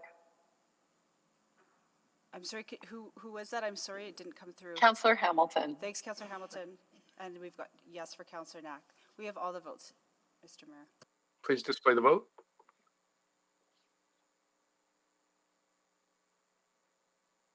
And that is carried. Thank you. Okay, so now that is added to the agenda, let us return back to 6.1. And I believe there are some more questions. I will just take 1 second to remind Council that we have a number of agenda items to get through and very little time. So while all questions are important and we should have a wholesome conversation, I would just urge and encourage and remind council to govern themselves accordingly with an eye to time, and let's maybe keep our questions super focused and let us proceed. So let's bring up the, there we go. Councillor Salvador, please go ahead. Thank you so much. So I just want to pick up kind of where we left off prior to lunch. Recognizing that moving people through the system, through the space, is a priority. I'm just trying to get a really clear picture of what that handoff would look like. I understand that COT plays a really significant role in connections to, supporting agencies and organizations. But if we're going to be placing a greater focus on that transition through the space, what does that handoff look like? I guess transition through the space to where is what I'm trying to get at. Thanks very much for the question. I think from an operational perspective, we have put a number of sort of fail-safes, if you will, into place. So for the end of day lockdown, especially over the winter, you heard that we had a shuttle bus that would run people to all of the available shelters, and then especially in extreme weather, and then if the shelters were full, then it would sit and wait. Certainly. The folks who need COT, we're hoping that we can, with the ramp up of the COT program, that we can get at least that first point of contact in, and then, they have their vans that are available to transition people to at least temporarily somewhere else that's more appropriate. You heard earlier about how the spaces aren't really conducive to sheltering. But also, I would suggest that the idea of our peace officers being present in those spaces more often doesn't necessarily mean that immediately everything gets emptied out. It just means that we are also present in those spaces to address some of that problematic behavior that we're experiencing. And I would just add, Councillor, the answer to the question depends on the need. And I think Ms. Flamen, gave two very specific, clear examples where the need was identified properly, and immediately there was that transition to where the need was. In one case, it was a nurse, and another case, it was I can't recall, but sure. The answer does depend on what the need is, which gets back to why the COT team is so important, because it has the expertise of trying to figure out what the need is. Yeah, absolutely. Okay, I appreciate that answer. I just want to jump to some Fairgate questions as well. So, and this might be premature, but I'm just trying to get a handle on, what types and how many stations would actually have designs that are conducive to Fairgates. And I guess the secondary question to that is, what is the efficacy of kind of a mixed approach where there's Fairgates in certain locations but not in others? Is this work to come, or is there any indication at this point that you can give me? Sure thing. So we have a lot of research underway. This was an item we mentioned in the February report that we were looking into. So it's completely exploratory. There's lots of different models. The model that has been perceived as more favorable is the taller model with gates that open upon proof of payment. So it's not a turnstile, shorter kind of waist height, like it's a tall model, similar to what you see with TransLink. Completely scalable. We could start with, trying it at a couple of stations. Hybrid models do exist where open platform areas more difficult to install, but when you have a separate platform area, it's easier to install to have a segregated kind of proof of payment zone to enter into those stations.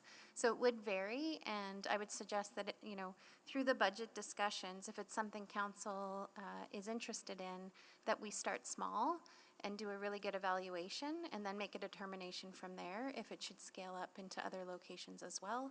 And I would include not just a station in the downtown, I would think beyond that.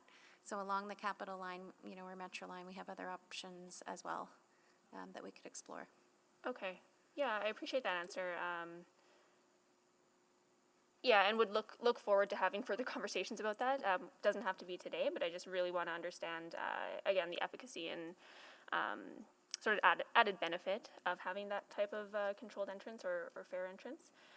Just with the last 30 seconds, I also just wanted to quickly go back to something you mentioned, Mr. Corbold, around some of the perceptions that folks have of the security on transit, because I know that's come up in conversations I've had as well. And in the report, it did mention that there was a preliminary analysis underway of kind of current staffing and potential future staffing models. I guess, because some of the concerns I've heard are security officers are not necessarily able to intervene immediately, and they're limited in their authority. I guess, is that playing into the conversation around that that personnel balance? How's that being considered? So we are having discussions looking at all of the layers that were outlined in the presentation. So how they work together, how the different deployment teams are engaging with each other, who has what authorities when. And there's been significant change to the role of the security guard. And I know Mr. Sidlowski, I think, is on the line. He did that analysis, and we just talked about it yesterday, of the changes that have been made to their post orders. Dean, did you want to share that? Yeah, sure. Maybe just to recap, the primary role of the security guards right now is to conduct proactive patrols of ETS property to deter, detect, and report safety issues. Where we've seen it evolve over the last few years is that, as we talked about earlier, we're now deploying Narcan for some of the opioid crisis. And to date, just in the last 3.5 months, we've deployed 92 Narcan deployments. We've done end-of-line patrols, and that was very instrumental during the pandemic because what we were doing at Century Park and at Clairview was just making sure that the trains were in the state in which we wanted them to be in, or if there was any security issues that they were getting reported so that we could kind of tidy up the trains as they were going back south or going back north. The medical emergencies and first aid responses, we have over 1,400 that we've responded to just since April of last year. So we're playing a huge role in that regard. And I think as of late, we're doing security escort services for contractors and employees that are using the system. So that's a service that employees can use to just make them feel a little safer when they're doing their work out there as well. I think something else that we're looking at, and it's kind of pending right now, is taking part in emergency notification system testing, just to make sure the systems out there are working the way in which they're intended. Emergency phones, escalators, elevators, so on and so forth. So we have definitely evolved from just reporting incidents. Thank you so much for that detail. I'm quite over time. Thank you. I see my warning was well received. Councillor Hamilton asked that we come back to her. So Councillor Jans, please go ahead. Councillor Burkett, just to acknowledge that the mayor has joined the meeting. I am here. Got it. Okay, thank you, Councillor Jans. Thank you, Mr. Mayor. And I return the chair. Thank you. And I wanted to ask administration on page, under the Transit Safety and Security Interim Update, I believe it's page 9, under Community Insight, it notes that in May to June 2021, admin surveyed 400 Edmontonians who had not used transit in the past 24 months or had used the service infrequently. 91% indicated they'd used at some point in the past, but of those former riders, only 1% indicated they'd stopped using transit as a result of safety or security concerns, which to me would, I'd be really interested in unpacking the other 99%. And then when they stopped using transit as a and when looking at what would get them back onto transit, 22% of those indicated safety and security concerns would positively contribute. However, it was the 6th top enhancement. So I'm wondering about if of the people who are not riding, only 1% of them are concerned about safety, and of the people who are going to ride again, where the other 78% of them are indicating that it's 5 other things. Could we see a list of what those other enhancements were? Sure thing. Ms. Feldman, do you want to respond? Mike, please. Oh, sorry about that. Thank you, Councillor, for that question. We can get that information to you, I think, as a follow-up if you'd like, a bit more details behind that survey. And we're also planning, that of course was done last year, and it's important that we survey regularly the ridership and as well as the non-riders. So we'll be doing that research again over the summer with new results. I think that will also be interesting to share with you once we get some more recent updates to that research to show the various factors that influence why people are taking transit, and safety being just one of those. And as we've mentioned in the report, it's not the top consideration when that survey was done last fall. It doesn't seem like very much of a consideration at all if it's number 6 or even 1%. I'm wondering if we're having the wrong conversation here today. If the issue is really comfortable chairs, or whatever it is for the 99%, like, are we, like, I think this is really critical that we before we spend another dollar, we really impact or understand what those are. So I'd really appreciate that. Yes, I think it is important to bear in mind it was a point in time. It was in the fall when we were in a high wave of the pandemic and a small sample size. We know there are many factors that influence why people choose to take transit, and we've done some of those reports for council in the past around the levers of ridership. And there's pieces there around COVID recovery at that point in time, but in the future there's also pieces around service, and they're all part of our plans within transit to bring our ridership back. Yeah, so I just want to make sure I'm understanding this. We surveyed 400 people that had used transit in the last 2 years, and 99% of them indicated that it was not safety that caused them to stop riding transit. Am I correct? The close on the math, I'd have to double check the numbers, but of the 400, 91% of them had used transit at some point, and of those 1% stopped because of safety and security concerns. The others had stopped for other reasons.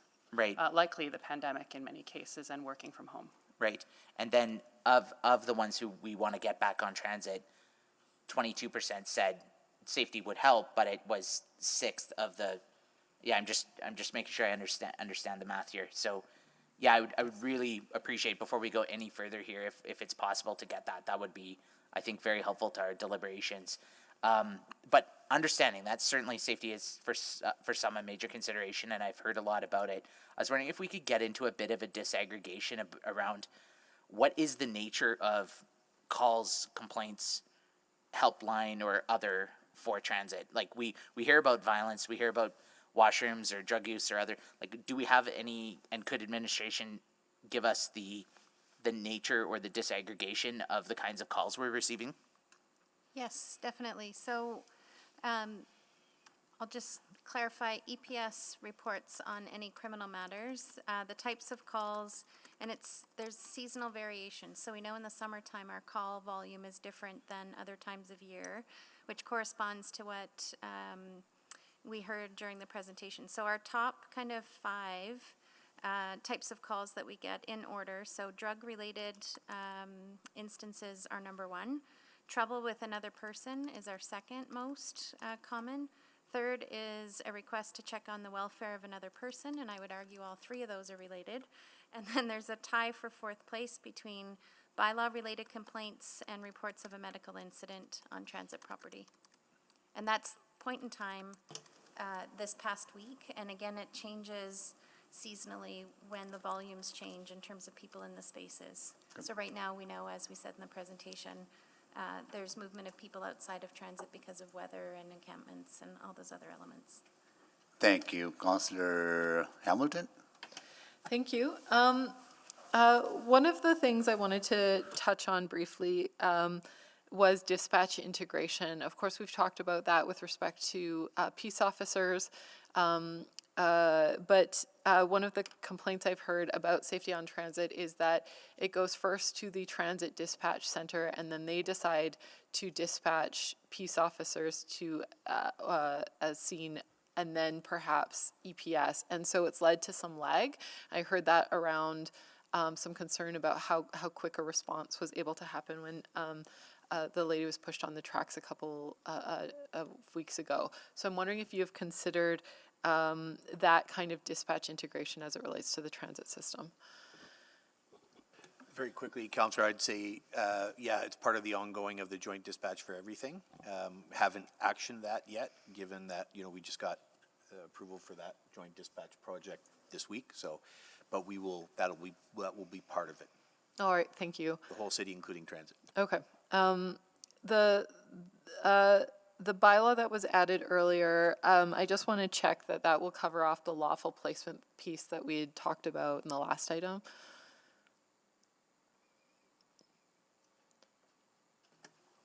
Just looking back over my shoulder to see if Michelle wanted to take that. Certainly from an operational perspective, that's in there. All That's right. in there for sure, at least for the transit peace officers, yeah. All right, that's helpful, because I will hopefully maybe address some of those concerns. The last piece I wanted to touch on, and I reserved the majority of my time for this, I was really, frankly, disturbed by what I read in terms of our occupational health and safety issues that are happening. And something that especially disturbed me was how numb it seems staff are becoming to the issues that are arising. I'd be interested to hear how management from the city manager down is, I think, relaying how important it is to hear about those incidents, because I think becoming numb to what's happening is absolutely unacceptable. So how is management changing its approach to hearing what staff need to say? Yeah, I would say from my perspective, Councillor, as a city manager, we've just really identified this as a key issue, wanted to communicate that today, which I did as part of the presentation, that this is a major concern from an occupational health and safety perspective in accordance with, the employer's rules under the Act and obligations. The second thing I would say is that when as often as I can, I get into the system. I speak to cleaners, speak to staff. The other night I was riding transit around 11, chatted with 5 TPOs right after they had been dealing with an incident, and just told them that, we're worried about them. We're worried about their health and safety, that they're doing a good job and they're being professional, that we've got their backs. So I do that as city manager when I can, and I know the rest of management does that. I would like to see, though, if Ms. Taylor, if she's here, would like to comment on it from, an OH&S management perspective as well. Thank you, Andre. Yeah, absolutely.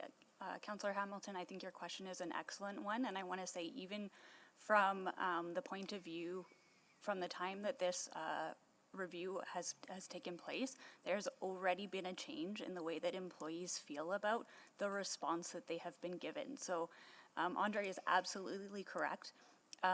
All of the branch managers have walked in those tunnels regularly and engaged with staff, honestly, without identifying themselves, so that they get a real observation of what it looks like. And then my team, in relation to all of the staff that worked down there, went and redid the hazard assessments from the ground up, and so really heard from those individuals. So I think we're absolutely meeting that requirement now. Thank you.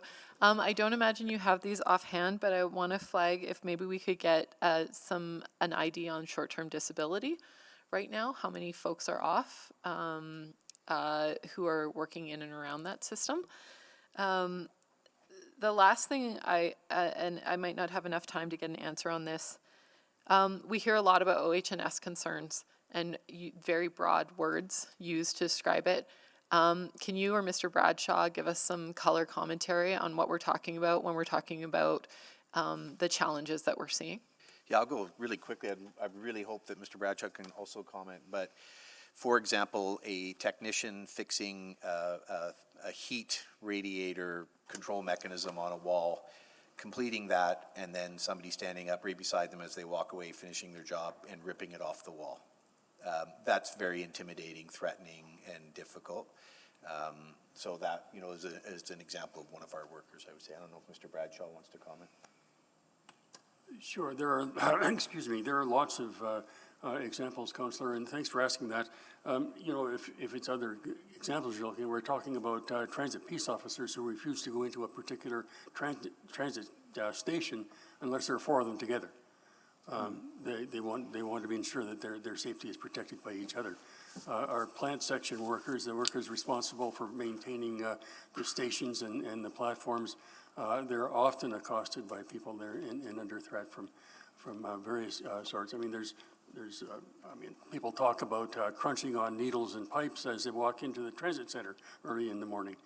So lots of examples, and you're quite right that employees, our members are getting inured to it. And so although they may not be calling their supervisor about a particular incident, we hear about it a lot. Daily we get dozens of calls or emails or Facebook notes about the situations that they run into. And so many times when we respond to those, we ask if you can talk to your supervisor about it, and the answer comes back, no. Well, then you have to do that. You have to get it on the table. So, Yeah, thank you. Thank you, Steve. Next, we'll go to Councillor Wright. Thank you very much, Mayor Sohi. My question is for Ms. Flaman. When you were providing the presentation there, you were talking about the amount of overtime and that the peace officers are having to work, and I'm assuming one way to resolve that extra cost is to have more peace officers, right? Correct. And what I was trying to demonstrate with that very long narrative on my part was to demonstrate that we weren't waiting for hiring. We saw the need, and our peace officers and transit peace officers rose to the occasion and provided all that overtime. In fact, like I said, in January, that 5,000 hours of overtime was the equivalent of 9 FTEs. So once the transit safety plan was approved in the end of February, we've worked very quickly to post, recruit, and now train our TPOs and peace officers. These things take time. I know 8 weeks to 11 weeks of formal training, plus their onboarding and orienting. So we are doing our best to staff up so that we don't burn out our current cadre. Yeah, you run the risk of that if they do have to consistently be doing the overtime. I'm just wondering, earlier, I think it was this week, Chief McPhee had thrown out a number that $22 million would equate to about 115 uniformed officers. What would that, and I calculate that to be just over 191,000 per officer, and I'm assuming that's including training and benefits and everything. What would that 22 million equate to on a TPO basis? Thanks very much for that question. I will need to go to my calculator to do the exact math, but I can tell you that the approximate costing of a TPO, including benefits, vehicles, and training, all those types of things, is about $135,000 a year.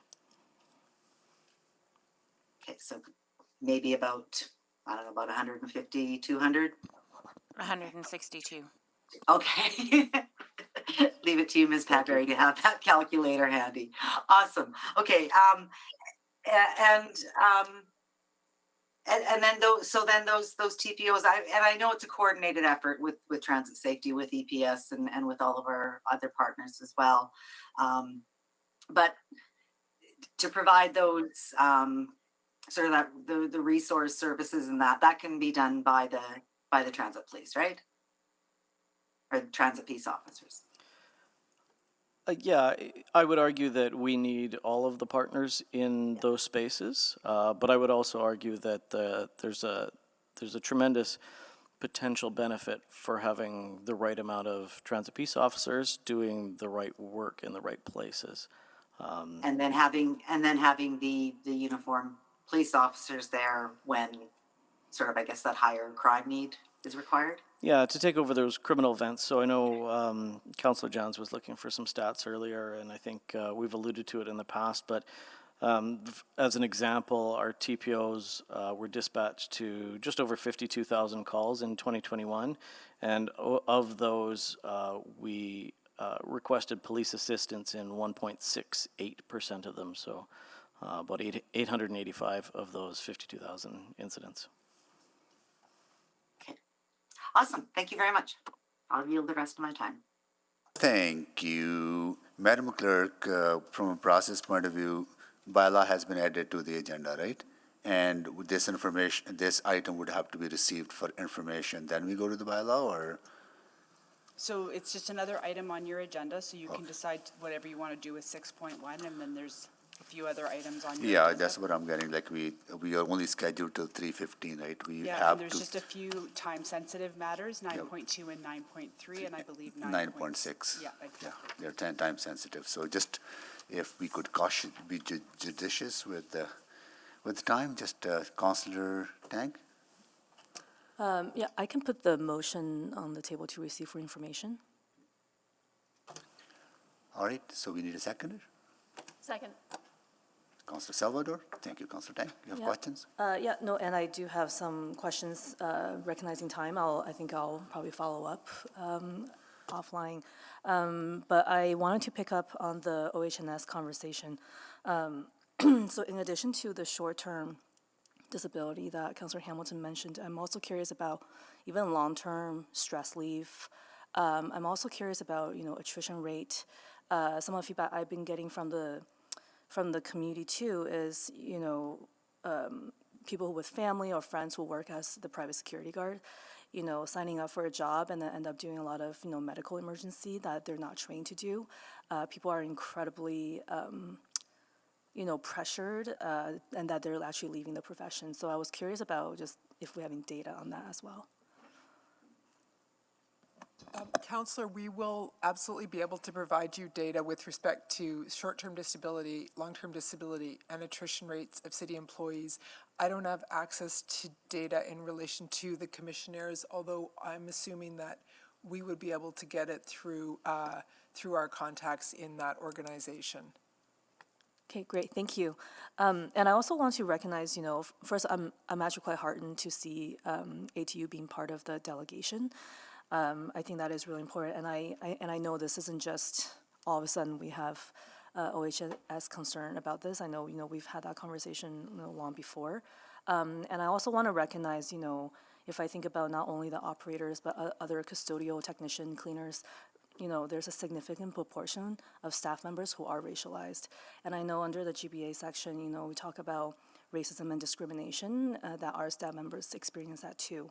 Many were probably coming from their own trauma back home, and this is my assumption, but how re-traumatizing some of just doing their job, on a daily basis can be. I don't know if you want to offer any comments on that in particular, but I do think that's important to highlight. Yeah, I would just start that, as we discussed when we did the anti-racism strategy, we were very concerned about the reports of racist incidents with our employees, many of which are transit employees. And so, that's really important to us to make sure we get that right and make sure that we protect them. And do we have that reflected in the Glint surveys? It comes up from time to time, but I still feel that it's completely underreported. I think I don't even want to speculate, but people just carry I think on. we're probably getting 1%, maybe one or a very low percentage of what's really happening. Yeah. Mr. Bradshaw may want to comment on this. Oh, go ahead, Carrie. I was just going to say, we also do focus groups, and I certainly hear it in the focus groups. And just in my time doing walkabouts and being in the garages, people share those stories, and I think you're hitting the nail on the head. Absolutely. Yeah, and similar to Ms. Flamen, also, and my council colleagues said this is really important. They're putting their lives out there, and so I also just want to extend, my gratitude. And I hope that we as a city have the support in place as well on this end. And if I could just say, Councillor, I get frustrated when I'm in the system and I see people just walking by cleaners without even saying hello or thank you. And so, if anybody's listening, say thank you to those cleaners. Say thank you to those operators. The operators always say thank you and good day when they get off the bus. When we get off the bus, I would like our citizens to say thank you to the employees in that system. Yeah, and I think certainly that's the mayor saying that he says that too.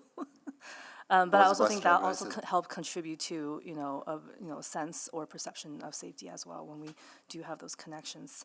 You know what? I'll leave it there. Some of the others, I thought it was a really strong report. So thank you so much for all the work.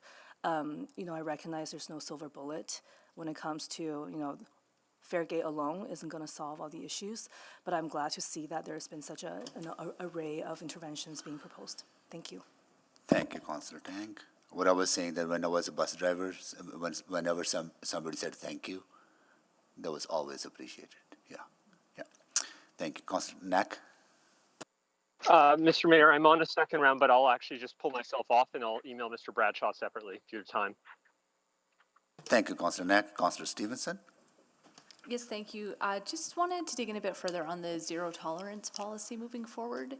Just wondering what that means in practice and how we might manage issues of displacement potentially. Thanks for your question. I see a bunch of people looking at me, so I'll jump in. Oh. Could I just ask a clarifying question? Sorry, I'm sorry. I did not see on the list, but Councillor Stevenson, this is your second round. This is your second round. I did not see that. Councillor Rice, you haven't had a first round yet, right? So go ahead. Go ahead. Thank you, Mr. Chair. My first question is about the fare gates. I do want to take this opportunity to say I appreciate administration to working on this, but look at the timeline and is planned and to be finished in 2024. So I just wondering, and based on this immediate needs right now, and for the transit safety, and then that is our public fear and public concern. Is there any possibility, and from resources allocation and also from project finish perspective, so this timeline could be a little bit quicker and to address that priority?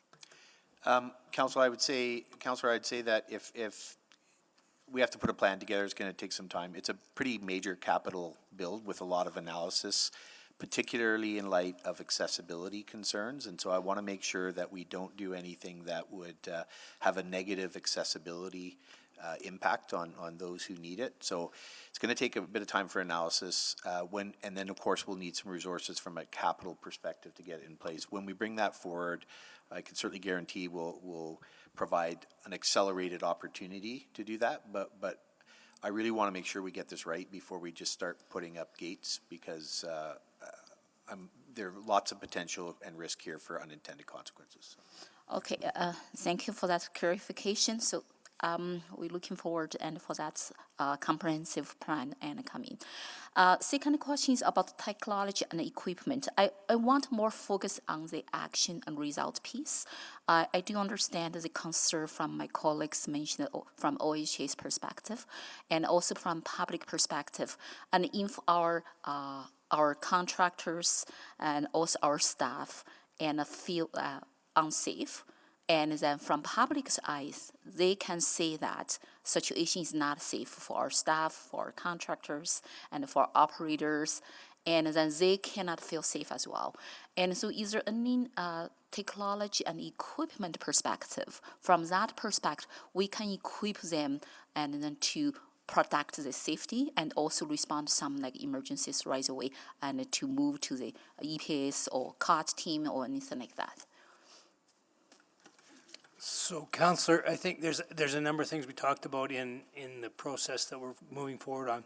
From technology, we do have a very robust system for monitoring, but it's a matter of making sure we can see all of those activities where there are issues. So whether it's staff or citizens in the system, we want to ensure that there's eyes on the system. So some of the actions we've identified in the report is to increase that oversight of the system so that, number one, we can detect incidents, and number two, that we have the capabilities in terms of dispatching the correct response for that. I think also in terms of some of the other things we're working on and with Ms. Taylor's team is, how we can equip our staff to be more aware of those particular situations so that they have the appropriate training and tools in place so they know how to react when those situations arise. So between a combination of the technology as well as the training, I think will help our staff, and anything that we're doing to help our staff will have a side benefit for the riders as well. I just want to get a clarification and for the technology and equipment and specific, do we have sufficient this type of things and as a system and on the bus, on the LRT, on the station as well. And because that is from both sides, from rider side and from our staff, operator side as well. We're just going to have Mr. Bradshaw provide the response on that. Councillor, thanks. I'm going to say the city goes out of its way to equip its staff very well, and to be sure, some of that, much of it is included in the collective agreement. These are negotiated things, many of them, not all of them certainly. And an example would be where we are concerned about whether or not, for example, the air conditioning on the buses is properly sized to the job that it's intended to do. We're working on that, and we work with the city directly to get to those places. So where there is a need for better equipment or different equipment, it's a matter of discussion and information sharing to get to that point. Okay, thank you. Thank you, Councillor Rice. Can you move the second round? Yes, I move second round. Thank you. Need a seconder? Second. Councillor Stevenson seconded that. Please vote. I'm a yes, Madam Chair. Thank you, Councillor Knack. We have all the votes. Display the votes, please. That is carried. Now we go to, okay, here we go. I think Councillor Stevenson, you were next, right? Sure, thanks. So, yeah, just wondering about the zero tolerance, avoiding displacement, and just wanting to hear assurances that the human-centered approach will still be part of the response. Yeah, maybe I'll just cut in to say absolutely, Councillor, and it's not going to be, zero tolerance immediately now. It's an empathetic, human-centered approach. And I would say, think of it in terms of the way that Ms. Flamin explained the two examples. That is an application of the zero tolerance rule, but those people got to nurses and those people got to supports and social agencies. So that's zero tolerance doesn't mean mean and rough. It means empathetic and helpful and getting people the resources they need.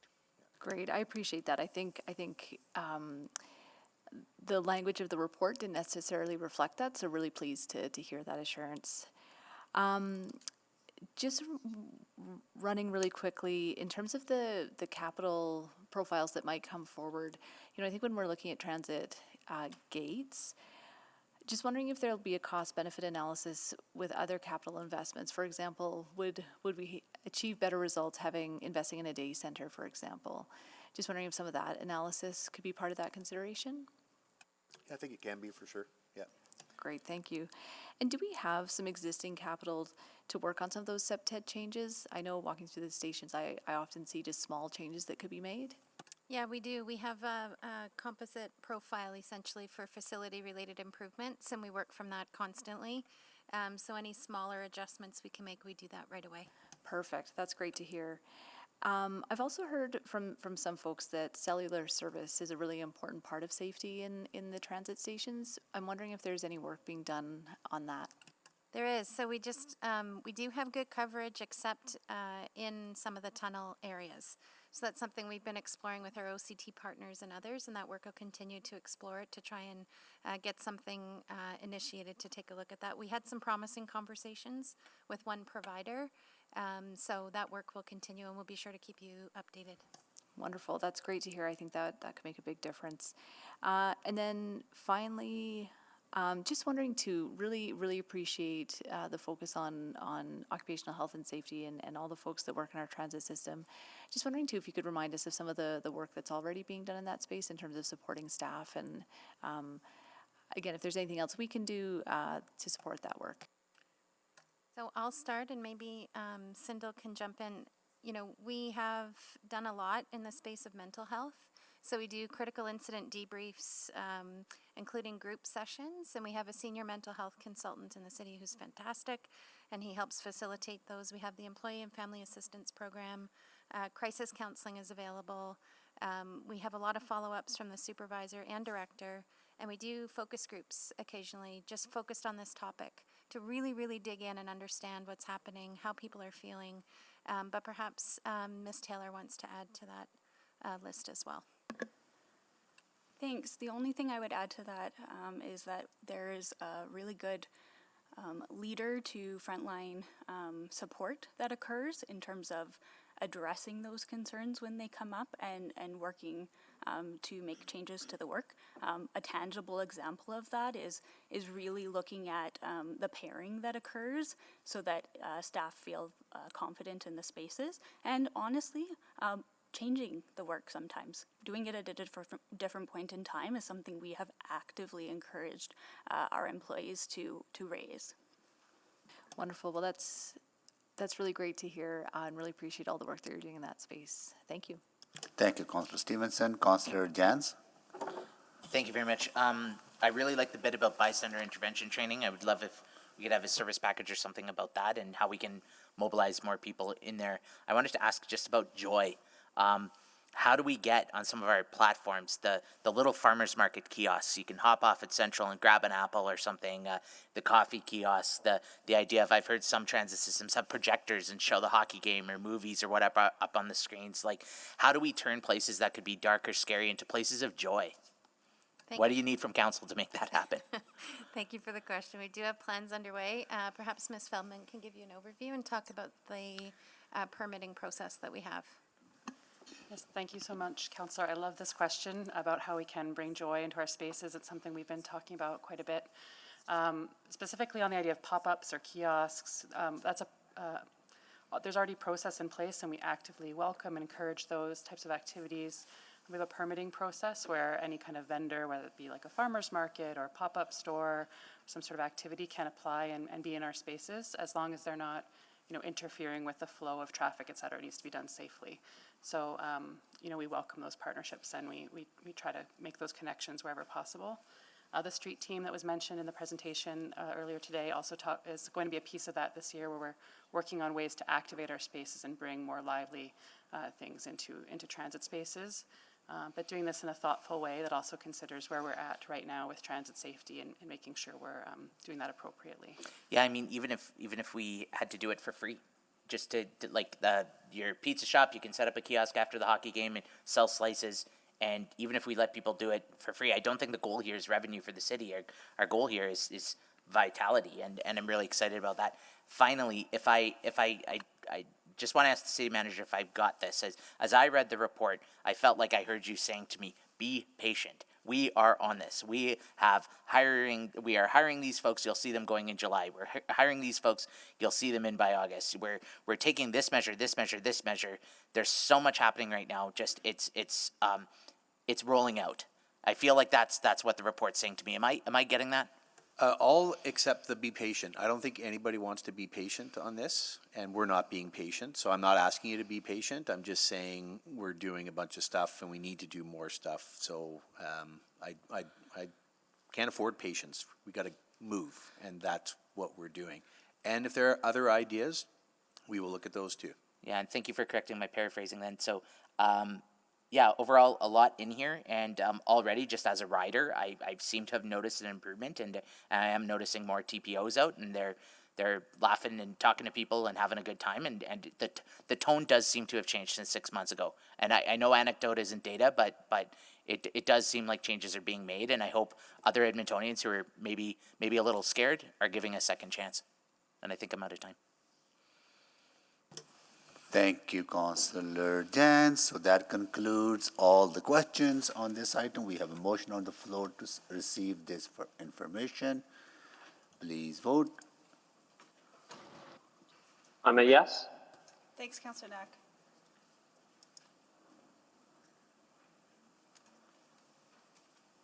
Mr. Mayor, Here you go. we have all the votes. Display the votes, please. That is carried. Thank you so much for all the collaboration between union and administration. Really good work. All right. So did we add the bylaw to the agenda? Yep. Okay. So I don't know how much time would that take. If it will generate a lot of debate, then we probably won't be able to deal with today. Should we deal with private items first, or? So you still have the items that you were dealing with on Tuesday. So if you want to bring some other items forward, there's been suggestion that there's some time-sensitive matters in your in-private items. Yeah. So if So you shall we deal want with to them bring first? those three items forward, then we Yeah. could go in camera. Yeah, so Councillor Hamilton, there'll be 9.2, 9.3, and 9.6. Yeah, I'll move that we bring forward 9.2, 9.3, and item 9.6. Second. Thank you, Councillor Paquette. Please vote. I'm a yes. Thanks, Councillor Knack. We have all the vote. Display the votes, please. That is carried. So we'll give you a minute to, I'll move that Oh, we go sorry, in yeah, of course. private, subject to section 16, 24, and. That's it. That's it, of the Freedom of Information Protection Privacy. second by Councillor Tang. Please vote. I'm a yes. Thanks, Councillor Knack.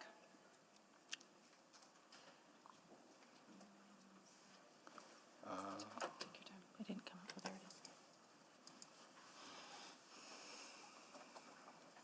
is. We have all the votes. Display the votes, please. That is carried. We'll give you 1 minute to lock the doors.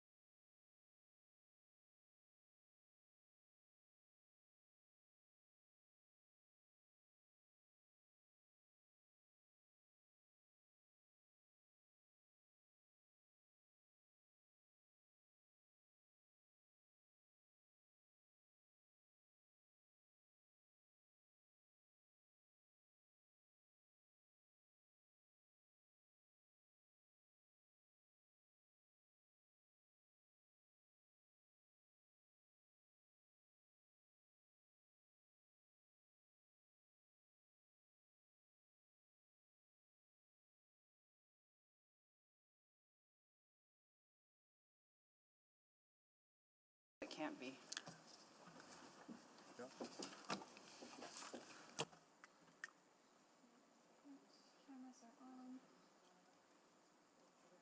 Okay, the cameras are now on, Mr. Mayor. We just need to get the doors open. Okay.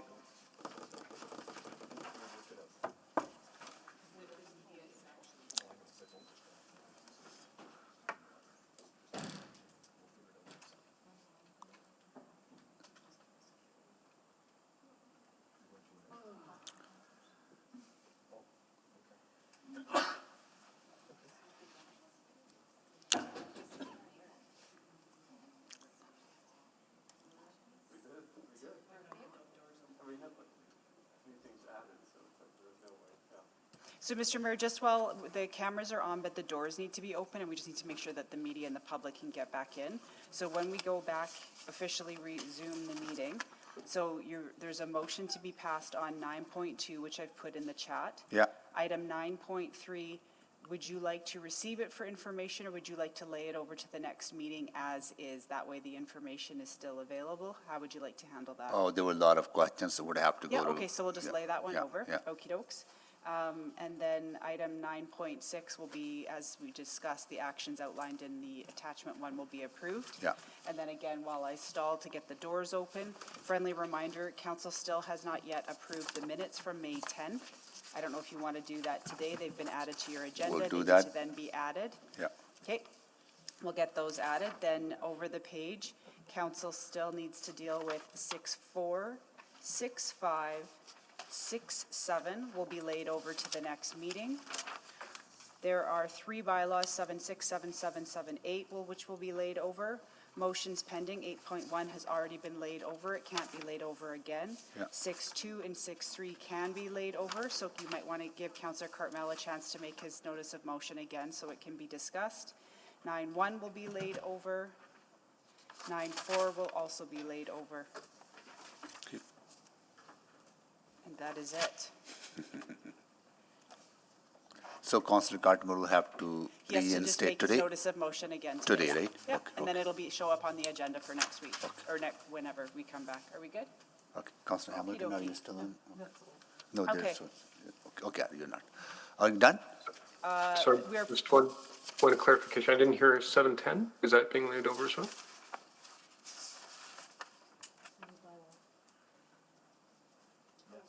Yes, yes, it is. Bylaw, yeah. Yep. Okay, doors I open? was working on this morning's version of the agenda. Sorry, Councillor Rutherford? Go ahead, sorry. Councillor Rutherford, go ahead. Yeah, just a question, like, because if we're rolling all of this over, and then I'm guessing there's already stuff that was scheduled to be on the next council agenda, like, do we need a special meeting? Do we need a special council meeting, given that we made that exceptional choice to listen to the speakers on Tuesday? Like, should it be rolled over, or should it be a special meeting, or carry on? I feel like we're just stacking. We will have to find another date for, extra day for council meeting. We'll work through the agenda review committee to find a date. Right? You're looking at me. You tell me. We have to. I'm We here. have Yeah, to, right? happy to. So the yeah, agenda's already we'll- gone out for June 7th, Yeah, as yeah. well as the committee agendas for next week. Yeah. Why don't we roll it all over, and Yeah, then we'll figure on out the- Tuesday at the we'll have agenda a review. look, and if we need to add more dates. Yeah, we would have to, but Happy we'll to. find a Yeah. date. Okay. Is it okay if we start right at the top, Mr. Mayor, and we'll just. Right do you at wanna do the the- private items first of all? Right, at pride items, okay. Can I just move to extend orders to actually Yeah. complete this officially? Complete this, thank you, Second. Councillor Knack. Councillor Hamilton, second to that, please vote to extend the order.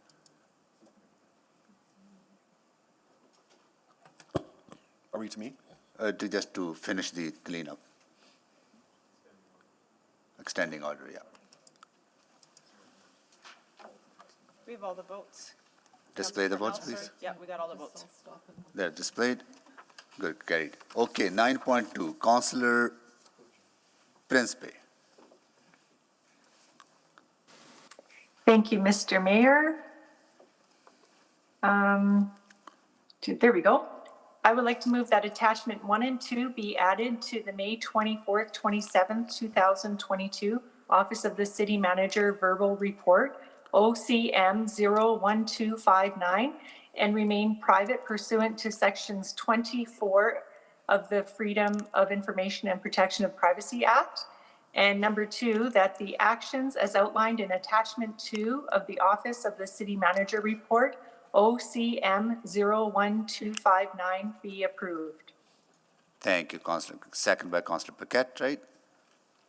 Oh, sure. Yeah. Second. Thank you. All right, so please vote.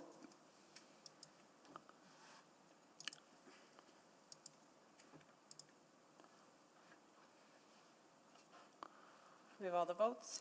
Display the votes, please. That is carried. 9.6, Councillor Cardinal. Thank you, Mayor Sohi. I will move that the report,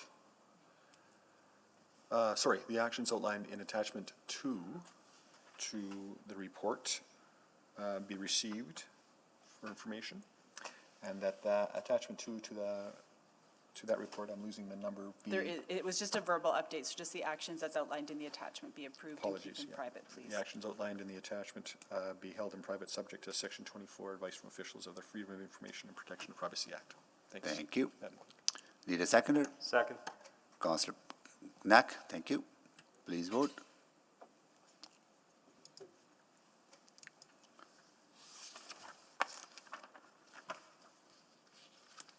We have all the votes? Display the votes, please. That is carried. All right, so let's... Need a motion to lay over, Madam Clerk? Could we actually have a motion to add the replacement pages to the May 10, 2022 City Council public hearing minutes, please? So moved. Yep, Thank you. that's May 10th, right? Second. Good, second, thank you.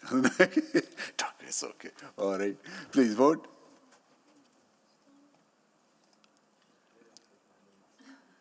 I think I ruined your streak, didn't I? I'm sorry. Yeah, okay. Come on, I'll Councillor. tweet that out later. Got it. We have all the votes. Display the vote sheet. That's good. So that's May 10th is done. Okay. Can we approve the minutes? We just added the replacement pages. Now we need That we Councillor Knack. approve the updated minutes Here we go. for May 10th. Got it. Councillor Second. Cardinal, second that. All right. Okay, cool. Happy crowd. Display the vote. Oh, sorry. Vote, please.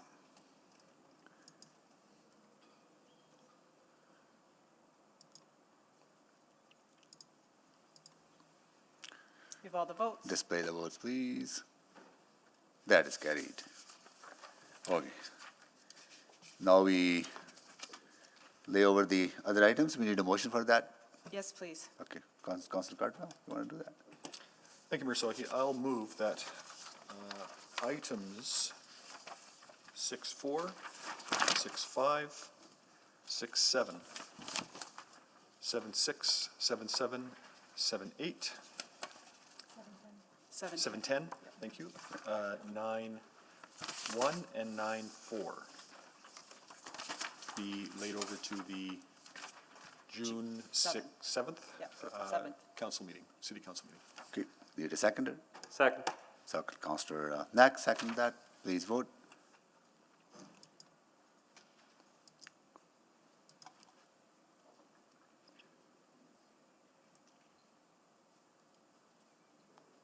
We have all the votes. Display the votes, please. That is carried. It's not for information. Okay. Now, They haven't finished. Councillor Cartmel, you need to reinstate your notice of motion.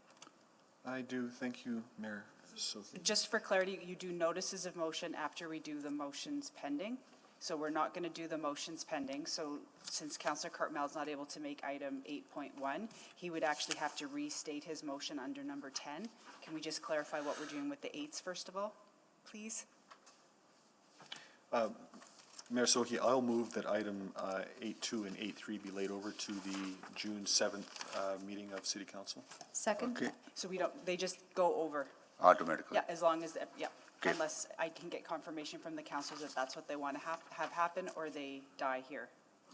Councillor Salvador and So Councillor next. Rutherford, Next one. Yeah, I'd like Okay, it. got it. Yeah, laid over, please. they are now laid over. Laid over to 7th, right? Yep. need a No, seconder? because it's just laid over, they're not even on the floor, and we have a number of notices of motion, starting with Councillor Cartmel's. Sorry, but do they need to be voted on to? or No, because they're being laid over, they're not on the floor yet. Okay, got So it. you can lay items over to twice. Councillor Cartmel's has not been able to make his motion yet, so it effectively dies here. So now the next item on your agenda to deal with is item 10, notices of motion and motions without customary notice. Okay, got it. what Then Councillor Councillor Yeah, Cartman. I know it sounds silly, but it's the process. Okay, notice of motions without customary notice.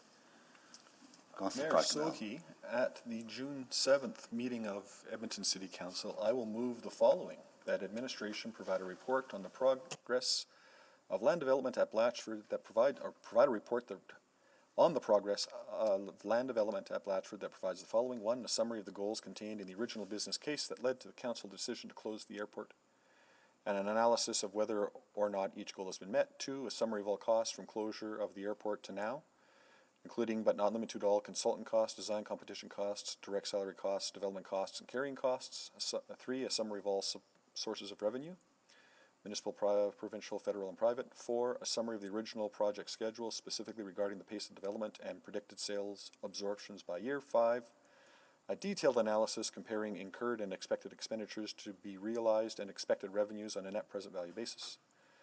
6, a detailed analysis of potential development options that would see faster realization and maximization of lot sales revenue, including options to engage private sector partners to develop some or all the remaining undeveloped land. And I'll likely have some restated wording when I get to make that motion. Thank you, Mayor Sohi. Second? Just notice, no seconds. No, we don't need Oh, second. okay.